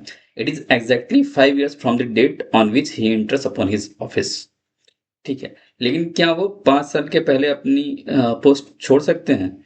तो आंसर है yes, he has the constitutional right to resign at any time. अब यहाँ बस एक क्वेश्चन आता है कि वीपी अपना रेजिग्नेशन लेटर वो किसको एड्रेस करेंगे? The answer is to the president of India. ठीक है, अब हम बात करते हैं कि व्हाट इफ उन्हें ऑफिस से हटाया जाए before the completion of term, मतलब उसके रिमूवल प्रोसेस के बारे में बात करेंगे। अगर वाइस प्रेसिडेंट को उनके टर्म से पहले हटाना हो तो उसका प्रोसेस क्या है? तो ध्यान रखिए, यहाँ पर एक formal impeachment is not required for his removal. उनके रिमूवल प्रोसेस को हम लोग 3 स्टेप्स में समझते हैं। सबसे पहले the origin of the resolution. Vice president को हटाने के लिए रिजोल्यूशन कहाँ इंट्रोड्यूस हो सकते हैं? याद रखिए, ये रिजोल्यूशन जो है वो सिर्फ राज्यसभा में इंट्रोड्यूस हो सकते हैं, लोकसभा में नहीं। कंसेप्चुअली सोचिए, ऐसा क्यों है? Because he is the ex officio chairman of the Rajya Sabha. ठीक है, अब हम बात करते हैं प्रायर नोटिस की कि क्या सडनली रिजोल्यूशन लाया जा सकता है? तो जवाब है no such resolution can be moved unless and until आपको 14 डेज का नोटिस जो है एडवांस में दिया गया है। ठीक है, अब इसके बाद क्या है कि रेजोल्यूशन ला दिया गया, नोटिस भी दे दिया गया। अब इसके बाद आता है कि राज्यसभा में इस रेजोल्यूशन को पास होने के लिए चाहिए कम से कम एक effective majority of all the then members of the Rajya Sabha. ठीक है, जब ये रिजोल्यूशन जो है वो राज्यसभा से इफेक्टिव मेजोरिटी से पास हो जाता है, तब ये लोकसभा में आता है और लोकसभा में इस रिजोल्यूशन को सिर्फ एग्री करना होता है, which means a simple majority is enough to pass this resolution. ठीक है, अब हम लोग बात करते हैं कि ग्राउंड्स ऑफ रिमूवल और री इलेक्शन के बारे में। तो फ्रेंड्स, एक स्टेटमेंट अगर दिया जाए कि the vice president can be removed on the grounds of the violation of the constitution, is this statement true और फॉल्स? तो this statement is false. The constitution is completely silent on the vice president removal process, कि उनका जो ground क्या है उस चीज पे उसको उनको हटाने की कोई भी ग्राउंड कॉन्स्टिट्यूशन में मेंशन नहीं की गई है। ठीक है, एक और इम्पोर्टेंट पॉइंट कि vice president can hold office beyond his term of 5 years। तो ये कब तक, अगर एक बार 5 साल कंप्लीट हो गया तो वो कब तक होल्ड कर सकते हैं? जब तक उनका सक्सेसर अपना चार्ज अज्यूम नहीं कर लेते हैं। ठीक है, और एक और क्रूशियल पॉइंट इसमें देखना है कि अगर वो दोबारा इलेक्शन लड़ना चाहें तो ही इज कंप्लीटली एलिजिबल, वो कितनी भी बार री इलेक्ट हो सकते हैं। He may be elected for any number of terms. तो अगर हम वाइस प्रेसिडेंट से रिलेटेड इस टॉपिक को ब्रीफली समराइज करें तो टेन्योर उनका 5 साल का होता है, वो रिजाइन प्रेसिडेंट को कर सकते हैं। फॉरन इम्पीचमेंट की जरूरत नहीं है। अगर उनको रिमूव करने का रिजोल्यूशन लेके आना है तो वो इंट्रोड्यूस सिर्फ राज्यसभा में होगा, 14 दिन का नोटिस पीरियड देना पड़ेगा, और उनका जो रिमूवल का रिजोल्यूशन है वो इफेक्टिव मेजोरिटी से राज्यसभा में पास होना चाहिए और सिंपल मेजोरिटी से लोकसभा में। ठीक है, उनका ग्राउंड्स ऑफ रिमूवल कोई मेंशन नहीं है कॉन्स्टिट्यूशन में, और वो कई जो है नंबर ऑफ कितनी भी नंबर ऑफ टाइम्स में रीइलेक्ट हो सकते हैं। नेक्स्ट हम मूव करते हैं एक सवाल की ओर कि इंडिया में रियल एग्जीक्यूटिव पावर किसके पास होती है? राष्ट्रपति भवन में बैठे प्रेसिडेंट के पास, या साउथ ब्लॉक में बैठे councils of ministers headed by prime minister के पास? तो शुरुआती तौर पर अगर देखें तो लगता है कि सारी अथॉरिटी जो है वो प्रेसिडेंट के नाम पर एक्सरसाइज होती हैं। ठीक है, लेकिन हमें यह हमेशा पता होना चाहिए कि रियल एग्जीक्यूटिव अथॉरिटी जो है उसका ऑपरेशनल कंट्रोल कहाँ है वो, और इसका जवाब छुपा है कॉन्स्टिट्यूशन के दो सबसे क्रूशियल प्रोविजंस, आर्टिकल 74 और 75 में। इंडिया एक पार्लियामेंट्री सिस्टम ऑफ गवर्नमेंट को फॉलो करता है जहां नॉमिनल एग्जीक्यूटिव और रियल एग्जीक्यूटिव का क्लियर डिस्टिंक्शंस होता है, और इसी सिस्टम को का जो कॉन्स्टिट्यूशनल फाउंडेशन है, इसका जो बेडरॉक है वो प्रिसाइजली इन दो आर्टिकल्स, आर्टिकल 74 और 75 पर बेस्ड है। तो चलिए इन दो आर्टिकल्स के प्रोविजंस को सिस्टमेटिकली देखते हैं। Article 74, the aid and advice principles. Article 74 clearly कहता है कि there shall be a councils of ministers with the prime minister at its head to aid and advice the president. ठीक है, तो अब ये सुनने में लगता है कि काउंसिल्स ऑफ मिनिस्टर प्रेसिडेंट को सिर्फ एडवाइस कर रहे हैं, लेकिन क्या ये एडवाइस मानना जरूरी है? तो the constitution said that president shell in the exercise of his functions act in accordance with such advice. यहाँ वर्ड शैल है दोस्तों, मतलब ये एडवाइस बाइंडिंग है प्रेसिडेंट के लिए। प्रेसिडेंट खुद से डिसीजन नहीं ले सकते हैं। हम लोग पहले भी देख चुके हैं कि उनके पास सिर्फ एक सिचुएशनल डिस्क्रिप्शन होता है, बाकी जो उनको डिसीजंस लेना होता है day to day operational decisions, वो कैबिनेट और काउंसिल्स ऑफ मिनिस्टर्स की एडवाइस पर ही लेते हैं। ठीक है, अब इसमें एक चीज ये जानना है कि आर्टिकल 74 इसमें सेफ्टी वर्ब भी देते हैं कि the president may require the councils of ministers to reconsider such advice. मतलब यहाँ पे रिकंसिडरेशन का एक स्कोप है, यानी अगर उन्हें लगता है कि कोई एडवाइस ठीक नहीं है तो वो एक बार के लिए, सिर्फ एक बार के लिए वापस भेज सकते हैं। लेकिन यहाँ क्या है कि अगर काउंसिल्स ऑफ मिनिस्टर ने सेम एडवाइस वापस भेज दी रिकंसिडरेशन, तो president shell act in accordance with the advice of such tendered advice after reconsideration. मतलब सेकेंड टाइम में प्रेसिडेंट बाउंड होते हैं। ठीक है, अब है कि अपॉइंटमेंट की बात। तो आर्टिकल 75 जो डायरेक्टली स्ट्रक्चर और सर्वाइवल ऑफ द गवर्नमेंट की बात करता है। ठीक है, तो आर्टिकल 75A ये बोलता है कि प्राइम मिनिस्टर को कौन अपॉइंट करता है। The prime minister shall be appointed by the president. और बाकी मिनिस्टर्स का क्या, बाकी मिनिस्टर्स को भी प्रेसिडेंट ही अपॉइंट करते हैं, लेकिन वो on the advice of prime minister होगा। ठीक है, इसका मतलब प्रेसिडेंट अपनी मर्जी से किसी को मिनिस्टर नहीं बना सकते हैं, पीएम की चॉइस वहां पे फाइनल होती है। अब आते हैं इंडिविजुअल रिस्पॉन्सिबिलिटी, आर्टिकल 75B। सवाल आता है कि क्या एक मिनिस्टर कब तक अपने ऑफिस में रह सकता है। तो कॉन्स्टिट्यूशन कहते हैं कि the minister shall hold office during the pleasure of the president. The minister shall hold office during the pleasure of the president. Technically इसे डॉक्ट्राइन ऑफ द प्लेजर भी कहते हैं। इसका बेसिक मतलब ये है कि मिनिस्टर्स इंडिविजुअली प्रेसिडेंट के लिए रिस्पॉन्सिबल हैं। अब मिनिस्टर्स की कलेक्टिव रिस्पॉन्सिबिलिटी पे आते हैं। Article 75C, this is the heart and soul of our democracy. Article 75C states that the councils of ministers shall be collectively responsible to the house of the people. The councils of ministers shall be collectively responsible to the house of the people. इसका कहते हैं swimming and sinking together. ठीक है, कि अगर लोकसभा में no confidence motion या अविश्वास मोशन पास हो जाए तो पूरी काउंसिल्स ऑफ मिनिस्टर को रिजाइन करना पड़ेगा। वो लोग कलेक्टिवली रिस्पॉन्सिबल होंगे, किसके लिए, हाउस ऑफ पीपल के लिए। ठीक है, कि हाउस ऑफ पीपल का जो कॉन्फिडेंस है वो काउंसिल्स ऑफ मिनिस्टर्स को हमेशा होल्ड करके रखना पड़ेगा। ठीक है, तो हम लोग इसको क्विकली अगर समराइज करें इस टॉपिक को, कि आर्टिकल 74 बोल रहा है कि PM and councils of minister will advise the president on the advice is binding.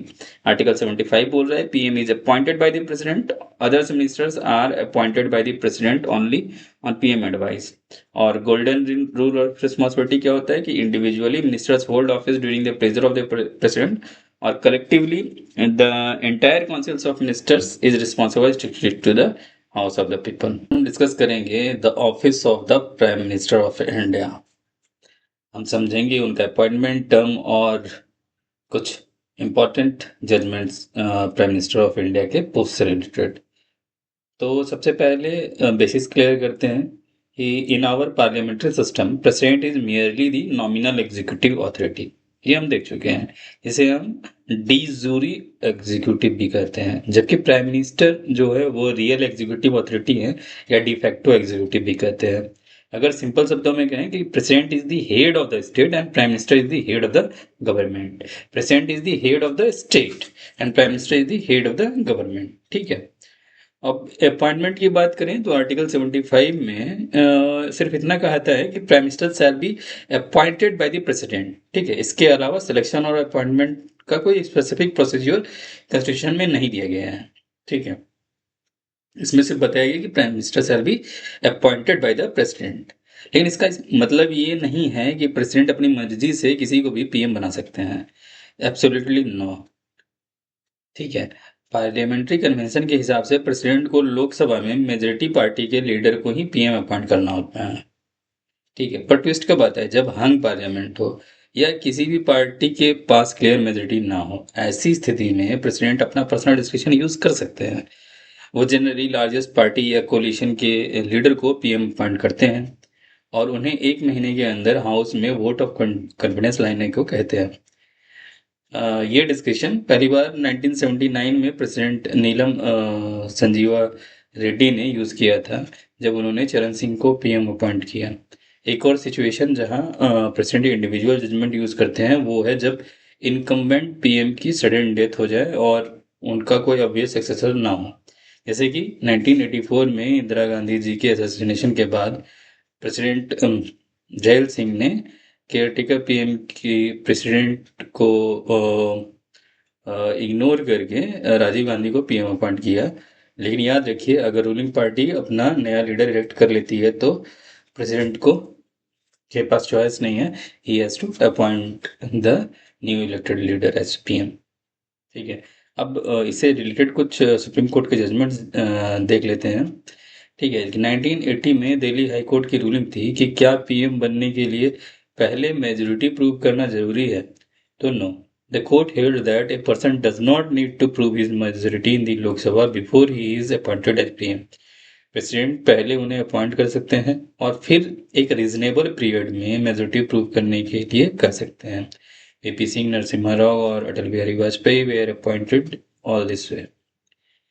1997 supreme court ruling, इस रूलिंग उसमें क्या बोला जाता है कि क्या कोई ऐसा व्यक्ति पार्लियामेंट के किसी भी हाउस का मेंबर नहीं है पीएम बन सकता है, तो जवाब है यस। सुप्रीम कोर्ट ने कहा कि a non member can be appointed as a PM for 6 months, लेकिन इन 6 महीने के अंदर उन्हें किसी एक हाउस का मेंबर बनना पड़ेगा, otherwise he ceases to be the PM. और यहाँ एक मेजर डिफरेंस ब्रिटेन और इंडिया के बीच में, कि ब्रिटेन में पीएम को डेफिनेटली लोअर हाउस का मेंबर होना चाहिए, लेकिन इंडिया में PM can be a member of any of the 2 houses. ठीक है, जैसे कि इंदिरा गांधी 1966 में, देवेगौड़ा 1996 में और मनमोहन सिंह जी 2004 में, ये तीनों राज्यसभा के मेंबर्स थे जब इन्हें पीएम बनाया गया था। What is the now we will discuss. Office enter करने से पहले प्रेसिडेंट पीएम को oath of office and secrecy दिलवाते हैं। अपनी ओथ में PM true faith and allegiance to the constitution और इंडिया की सोवरेनिटी और इंटीग्रिटी को अपहोल्ड करने की शपथ लेते हैं। अब हम देखते हैं कि what is the term of the prime minister. 5 years, again it's a trap. The term of prime minister is not fixed and he holds office during the pleasure of the president. पर इस pleasure का मतलब absolute power नहीं है। जब तक PM के पास लोकसभा में मेजोरिटी सपोर्ट होता है, प्रेसिडेंट उन्हें डिसमिस नहीं कर सकते हैं। अगर मेजोरिटी सपोर्ट लूज हो जाती है तो पीएम को रिजाइन करना पड़ेगा, या फिर प्रेसिडेंट उन्हें उस केस में डिसमिस कर सकते हैं। फ्रेंड्स, अगर मैं आपसे पूछूं कि इंडियन कॉन्स्टिट्यूशन के अंडर किस फंक्शनरी के पास पावर्स हैं जिसे उन्हें यूनाइटेड स्टेट्स के प्रेसिडेंट से कंपेयर किया जा सके, तो आपका आंसर क्या होगा? The president of India. तो आपका जवाब गलत है। इंडियन कॉन्स्टिट्यूशन के architect doctor B R Ambedkar ने खुद डिक्लेयर किया था कि if any functionary under our constitution is to be compared with the US president, he is the prime minister and not the president of the union. तो अब हमारा यही topic यही है, the powers and function of the prime minister of India. तो चलिए इस concept को थोड़ा सा डिटेल में देखते हैं। सबसे पहले देखते हैं कि प्राइम मिनिस्टर का role in relation to the union councils of ministers. Think of the PM as the sun, जिसके अराउंड बाकी सारे मिनिस्टर्स रिवॉल्व करते हैं।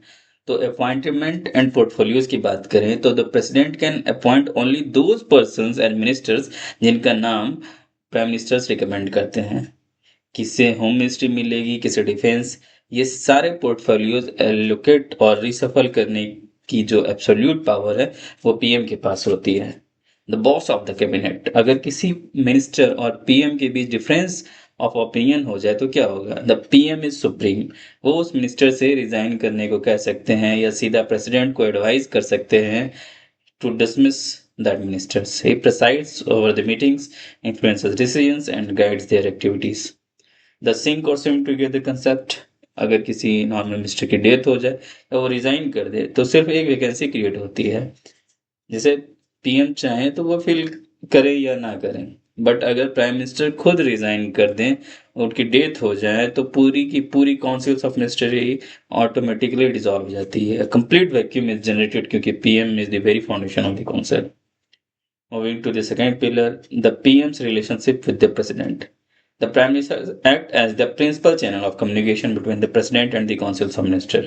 ध्यान रखिएगा, यहाँ पीएम की ड्यूटी है कि वो सारे एडमिनिस्ट्रेटिव डिसीजंस और लेजिस्लेटिव प्रपोजल्स प्रेसिडेंट को कम्युनिकेट करें। अगर प्रेसिडेंट एडमिनिस्ट्रेशन से रिलेटेड कोई फर्दर इंफॉर्मेशन मांगे तो उन्हें वो फर्निश कर सकें। और अगर प्रेसिडेंट रिक्वायर करें तो किसी एक मिनिस्टर द्वारा लिए गए अकेले डिसीजन को पूरी काउंसिल्स ऑफ मिनिस्टर के कंसिडरेशन के लिए सबमिट करें। इसके अलावा देश के सबसे हाईएस्ट अपॉइंटमेंट्स, चाहे वो अटॉर्नी जनरल हो, कैग हो, यूपीएससी के चेयरमैन और मेंबर्स हों, इलेक्शन कमीशन हो या फाइनेंस कमीशन के मेंबर्स, इन सब की अपॉइंटमेंट के लिए प्रेसिडेंट को एडवाइस करने का काम प्राइम मिनिस्टर ही करते हैं। अब चलते हैं पार्लियामेंट्री फ्लोर पर। तो prime minister is the leader of the lower house. इस कैपेसिटी में वो बहुत वाइटल पावर्स एंजॉय करते हैं। प्रेसिडेंट पार्लियामेंट के सेशंस को जो समोन और प्रोरोग करते हैं, उसके पीछे एक्चुअली प्राइम मिनिस्टर की ही एडवाइस होती है। Most importantly he can recommend the dissolution of the Lok Sabha to the president at any time. मतलब सरकार गिराने और फ्रेश इलेक्शंस कॉल करने की अल्टीमेट पावर उन्हीं के हाथ में होती है। He is the primary authority to announce the government's major policies on the floor of the House. Apart from these three roles we discussed, PM is the ultimate multitaskers of Indian states. PM is the ex officio chairman of Niti Aayog, National Integration Council, Interstate Councils, National Water Resources Councils. He also plays a significant role in shaping our foreign policy, act as the chief spokespersons of the union government. And emergency के time पर भी he becomes the chief crisis manager in chief at the political level. He is the leader of the party in power, leader of the nation and the political head of the service. ठीक है। इस और Indian parliamentary system दोनों में prime minister का role इतना crucial और significant है कि एमिनेंट पॉलिटिकल साइंटिस्ट और कॉन्स्टिट्यूशनल एक्सपर्ट्स ने इस पर कई इंपॉर्टेंट ऑब्जर्वेशंस दिए हैं। और सबसे दिलचस्प बात यह है कि जो बातें ब्रिटिश प्राइम मिनिस्टर्स के लिए कही गई हैं वो स्ट्रिक्टली इंडियन कंटेक्स्ट में भी होल्ड करती हैं। तो आइए इन एक्सपर्ट्स के लेंस से पीएम का कॉन्स्टिट्यूशनल स्टेटस और पावर दोनों को देखते हैं। सबसे पहले बात करते हैं एक क्लासिकल व्यू की। लॉर्ड मॉर्ले ने प्राइम मिनिस्टर को डिस्क्राइब किया था एज प्राइमस इंटर पैरस। इसका मतलब है फर्स्ट अमंग इक्वल्स।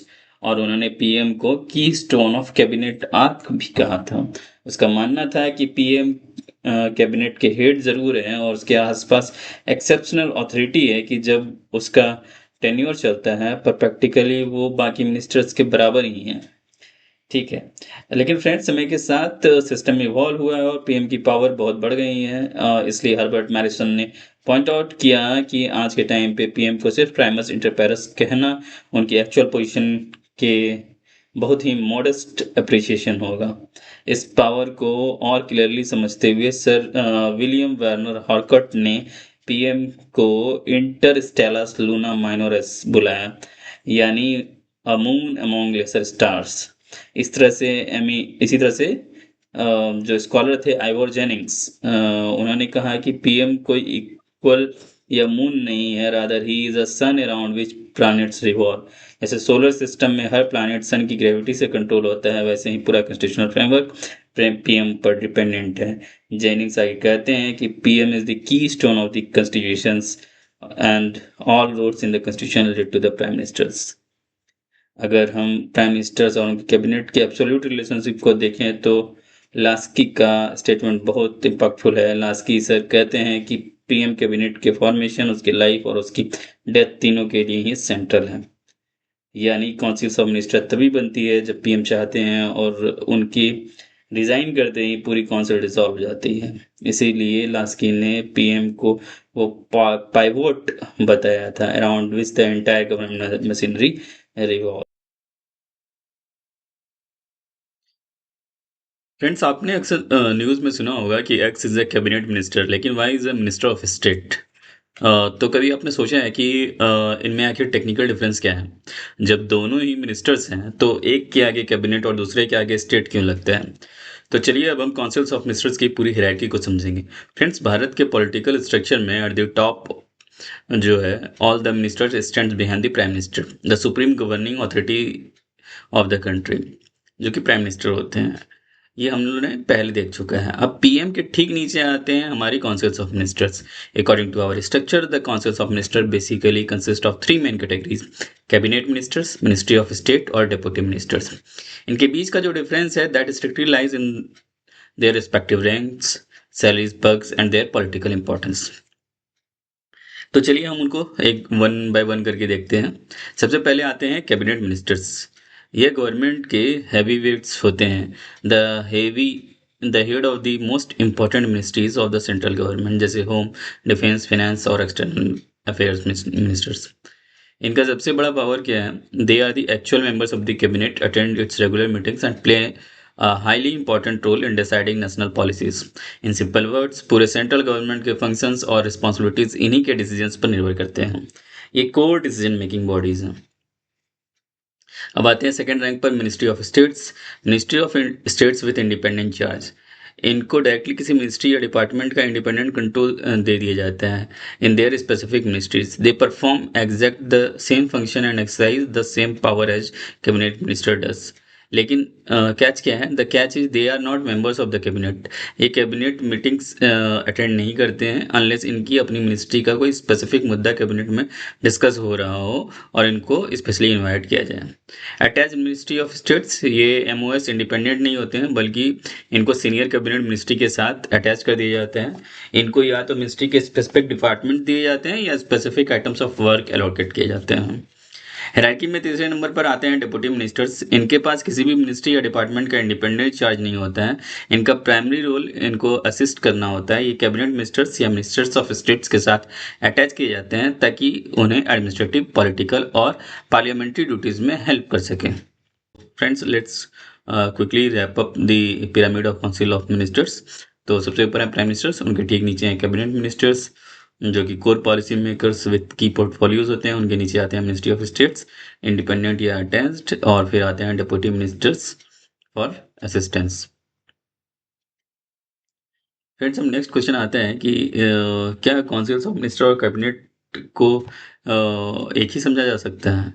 तो आइए हम इसको थोड़ा डिटेल से समझने का प्रयास करते हैं। देखिए, सबसे पहले साइज और कंपोजिशन का डिफरेंस समझते हैं कि काउंसिल्स ऑफ मिनिस्टर्स एक बहुत बड़ी बड़ी होती है जिसमें 60 to 70 मिनिस्टर्स होते हैं। इसमें 3 कैटेगरीज के मिनिस्टर्स शामिल होते हैं: cabinet ministers, ministry of state और डिप्टी मिनिस्टर्स। वहीं दूसरी तरफ कैबिनेट एक छोटा सा और एग्जीक्यूटिव ग्रुप है। It is a smaller body consisting of just 15 to 20 members. इसमें सिर्फ और सिर्फ कैबिनेट मिनिस्टर्स होते हैं। तो हम कह सकते हैं कि कैबिनेट एक्चुअली में काउंसिल्स ऑफ मिनिस्टर का ही एक छोटा सा हिस्सा है।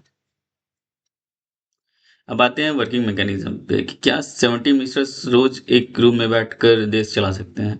प्रैक्टिकली इम्पॉसिबल है। इसलिए councils of ministers as a collective body अपना बिजनेस ट्रांजैक्ट करने के लिए एक साथ मुश्किल से ही बैठती है। ठीक है, लेकिन कैबिनेट फ्रीक्वेंटली मिल सकती है, usually once in a week, ताकि गवर्नमेंट बिजनेस के डिसीजंस को आसानी से लिया जा सके। अब ध्यान दीजिएगा कि काउंसिल ऑफ मिनिस्टर्स एक कॉन्स्टिट्यूशनल बॉडी है जिसका डिटेल आर्टिकल 74 और 75 में दिया गया है। हालांकि इनकी साइज और क्लासिफिकेशन ओरिजिनल कॉन्स्टिट्यूशन में मेंशन नहीं था। ये ब्रिटिश पार्लियामेंट्री कन्वेंशन पर ही बेस्ड था। इनका साइज प्राइम मिनिस्टर डिसाइड करते हैं। लेकिन कैबिनेट टर्म का क्या? देखिए, ओरिजिनल कॉन्स्टिट्यूशन में कैबिनेट वर्ग एग्जिस्ट नहीं करता था। इसको 44th कॉन्स्टिट्यूशनल अमेंडमेंट एक्ट 1978 के थ्रू से आर्टिकल 352 में इंसर्ट किया गया है। आज भी आर्टिकल 352 सिर्फ उसको डिफाइन करता है कि the council consisting of prime minister and other ministers of cabinet rank appointed under article 75, पर उसके पावर और फंक्शंस वहाँ पर डिस्क्राइब नहीं किए गए हैं। ठीक है, आज भी कैबिनेट का एक्चुअल रोल हमारे ब्रिटिश कन्वेंशंस पर ही है।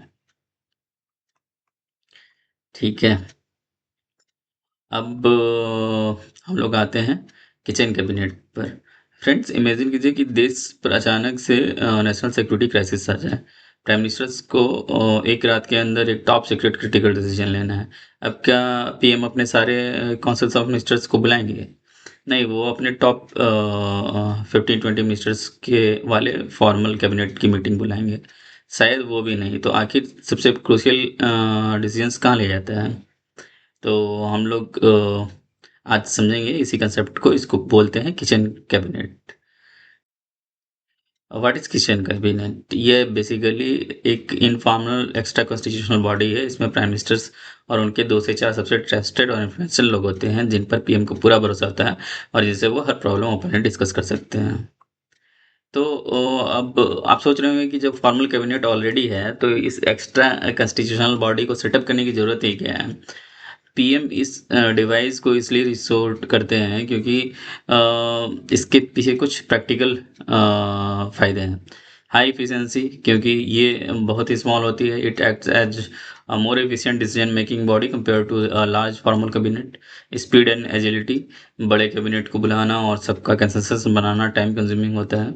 Kitchen cabinet can meet more often and deal with the business much more एक्सपीडियसली।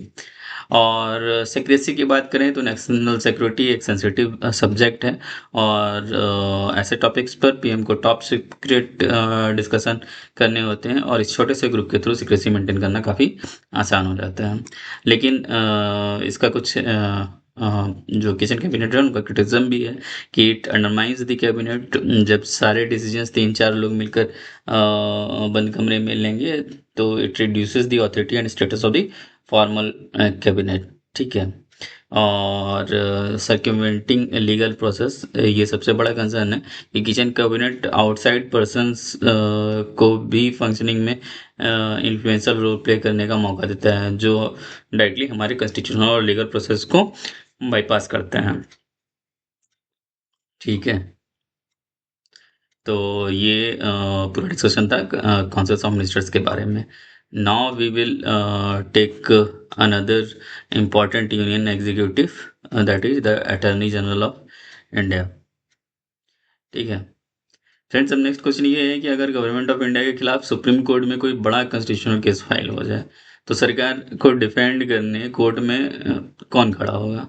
The prime minister, the law minister? No, सरकार का सबसे बड़ा वकील होता है the attorney general of India. ठीक है। तो हमारे संविधान के आर्टिकल 76 में अटॉर्नी जनरल फॉर इंडिया के ऑफिस का प्रावधान दिया गया है। He is officially the highest law officer in the country, जिसके सबसे बड़े कानूनी मामलों में सरकार को दिशा दिखाने का काम इन्हीं का होता है। ठीक है। तो let's break down the mechanics of this office logically. सबसे पहला सवाल कि इनकी अपॉइंटमेंट कौन करता है? The attorney general is appointed directly by the president of India. लेकिन क्या प्रेसिडेंट किसी को भी अटॉर्नी जनरल बना सकते हैं? तो आंसर है बिल्कुल नहीं, एब्सोल्युटली नॉट।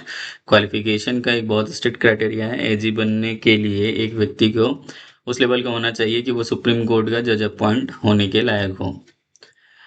इसको और सिंप्लीफाई करते हैं कि कैंडिडेट सिटीजन ऑफ इंडिया होना चाहिए, उसने किसी हाई कोर्ट में लगातार 5 साल तक एज ए जज काम किया हो, या फिर किसी हाई कोर्ट में 10 साल तक एडवोकेट रहा हो, या फिर प्रेसिडेंट की नज़र में एक एमिनेंट जूरिस्ट हो। ठीक है। अब आते हैं उस पॉइंट पर कि एजी का टर्म कितने साल का होता है? तो 3 साल, 5 साल। तो the correct constitutional answer is the term of the office is not fixed by the constitution. इसके अलावा कॉन्स्टिट्यूशन में उन्हें रिमूवल का कोई प्रोसीजर या ग्राउंड्स भी मेंशन नहीं है। AG holds office during the pleasure of the president. तो एजी किस पे काम करते हैं? प्लेजर डॉक्ट्राइन, वे प्लेजर ऑफ द प्रेसिडेंट पे। इसका सीधा सा मतलब है कि प्रेसिडेंट उन्हें किसी भी वक्त अपने पद से हटा सकते हैं। वो चाहें तो प्रेसिडेंट को अपना रिजिग्नेशन लेटर देकर खुद भी ऑफिस छोड़ सकते हैं। ठीक है। कन्वेंशनली एजी अपना रजिस्ट्रेशन तब दे देते हैं जब गवर्नमेंट रिजाइन करती है या रिप्लेस होती है, क्योंकि उनकी अपॉइंटमेंट गवर्नमेंट की एडवाइस पर ही होती है। एक और इंटरेस्टिंग फैक्ट, उनकी सैलरी या रिम्यूनरेशन भी कॉन्स्टिट्यूशन में फिक्स नहीं है। It is determined by the president. ठीक है। As a chief law officer of the government of India, तो उनकी ड्यूटीज़ क्या हैं कि प्रेसिडेंट उन्हें जो भी लीगल मैटर्स रेफर करें उन पर गवर्नमेंट का कानूनी एडवाइस देना, प्रेसिडेंट द्वारा असाइन किए गए दूसरे लीगल ड्यूटीज़ को परफॉर्म करना, और कॉन्स्टिट्यूशन या किसी अन्य कानून द्वारा दिए गए फंक्शंस को पूरा करना। प्रेसिडेंट ने एजी को कुछ बहुत इंपॉर्टेंट रोल्स असाइन किए गए हैं, जैसे कि सुप्रीम कोर्ट में उन सभी केसेस में गवर्नमेंट ऑफ इंडिया की तरफ से अपीयर होना जिनमें सरकार एक पार्टी है। अगर प्रेसिडेंट आर्टिकल 143 के तहत सुप्रीम कोर्ट से कोई सलाह मांगे तो वहाँ गवर्नमेंट ऑफ इंडिया को रिप्रेजेंट करना। ज़रूरत पड़ने पर किसी भी हाई कोर्ट में गवर्नमेंट ऑफ इंडिया के केसेस में अपीयर होना। ठीक है।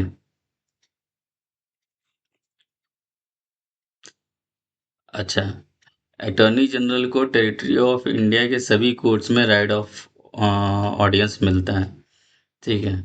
और इससे भी बड़ा प्रिविलेज क्या है कि वो पार्लियामेंट के दोनों हाउसेस या उनकी ज्वाइंट सिटिंग और पार्लियामेंट के किसी भी कम्युनिटी जिसके वो मेंबर चुने गए हों की प्रोसीडिंग्स में बैठ सकते हैं, बोल सकते हैं और हिस्सा ले सकते हैं, but without a right of vote. तो हमें याद रखना है कि उन्हें पार्लियामेंट में पार्टिसिपेट होने का अधिकार दिया गया है, लेकिन राइट टू वोट नहीं है, वोटिंग पावर उनके पास नहीं होती है।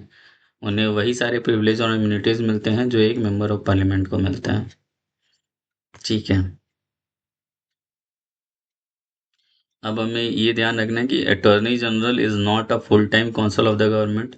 वो किसी गवर्नमेंट सर्वेंट की कैटेगरी में नहीं आते हैं, और इसलिए he is not debarred from the private legal practice. वो अपनी प्राइवेट प्रैक्टिस कंटिन्यू कर सकते हैं, बस गवर्नमेंट के अगेंस्ट नहीं जा सकते हैं। ठीक है, तो अगर हम अटॉर्नी जनरल ऑफ इंडिया की जो प्रोविजंस है, कॉन्स्टिट्यूशनल प्रोविजंस है, उसको समराइज करें तो article 76 attorney general of India के बारे में बात करते हैं। क्वालिफिकेशन जो है वो सुप्रीम कोर्ट ऑफ जज के बनने के लायक होने चाहिए, टर्म्स फिक्स्ड नहीं है। स्पेशल पावर क्या है कि पार्लियामेंट में वो पार्टिसिपेट कर सकते हैं, can sit and speak in parliament but can not vote. Status क्या है कि फुल टाइम गवर्नमेंट सर्वेंट नहीं है और he is allowed to do private practice. ठीक है, अब हम लोग कुछ और law officers of the union को देखेंगे। ठीक है कि फ्रेंड्स, अगर आपको एक स्टेटमेंट दिया जाए कि the officer of the solicitor general of India is establish under article 76 of the constitution, तो राइट और रॉन्ग। चलिए इस कंसेप्ट को समझेंगे कि legal officers of the government of India. देखिए, हम सब देख चुके हैं कि attorney general of India is the highest law officer of the country. लेकिन इतनी बड़ी कंट्री है, इतने सारे लीगल केसेस हैं, तो क्या अटॉर्नी जनरल अकेले सारा केस को हैंडल कर सकते हैं? तो ऑब्वियसली नो। इसलिए एजी को उनकी ऑफिशियल रिस्पॉन्सिबिलिटी में असिस्ट करने के लिए गवर्नमेंट ऑफ इंडिया 2 और लॉ ऑफिसर अपॉइंट करती है, the solicitor general of India और additional solicitor general of India. तो उनका प्राइमरी काम ये है कि वो एजी को उनके दिन प्रतिदिन के गवर्नमेंटल लीगल अफेयर्स में हेल्प करें। ठीक है, अब आते हैं उस वाले ट्रैप पर जो हमने इस टॉपिक के स्टार्ट में पूछा था। ध्यान रहे कि कॉन्स्टिट्यूशन के अंदर सिर्फ अटॉर्नी जनरल की ऑफिस को क्रिएट किया गया है। Article 76 exclusively talks about the AG.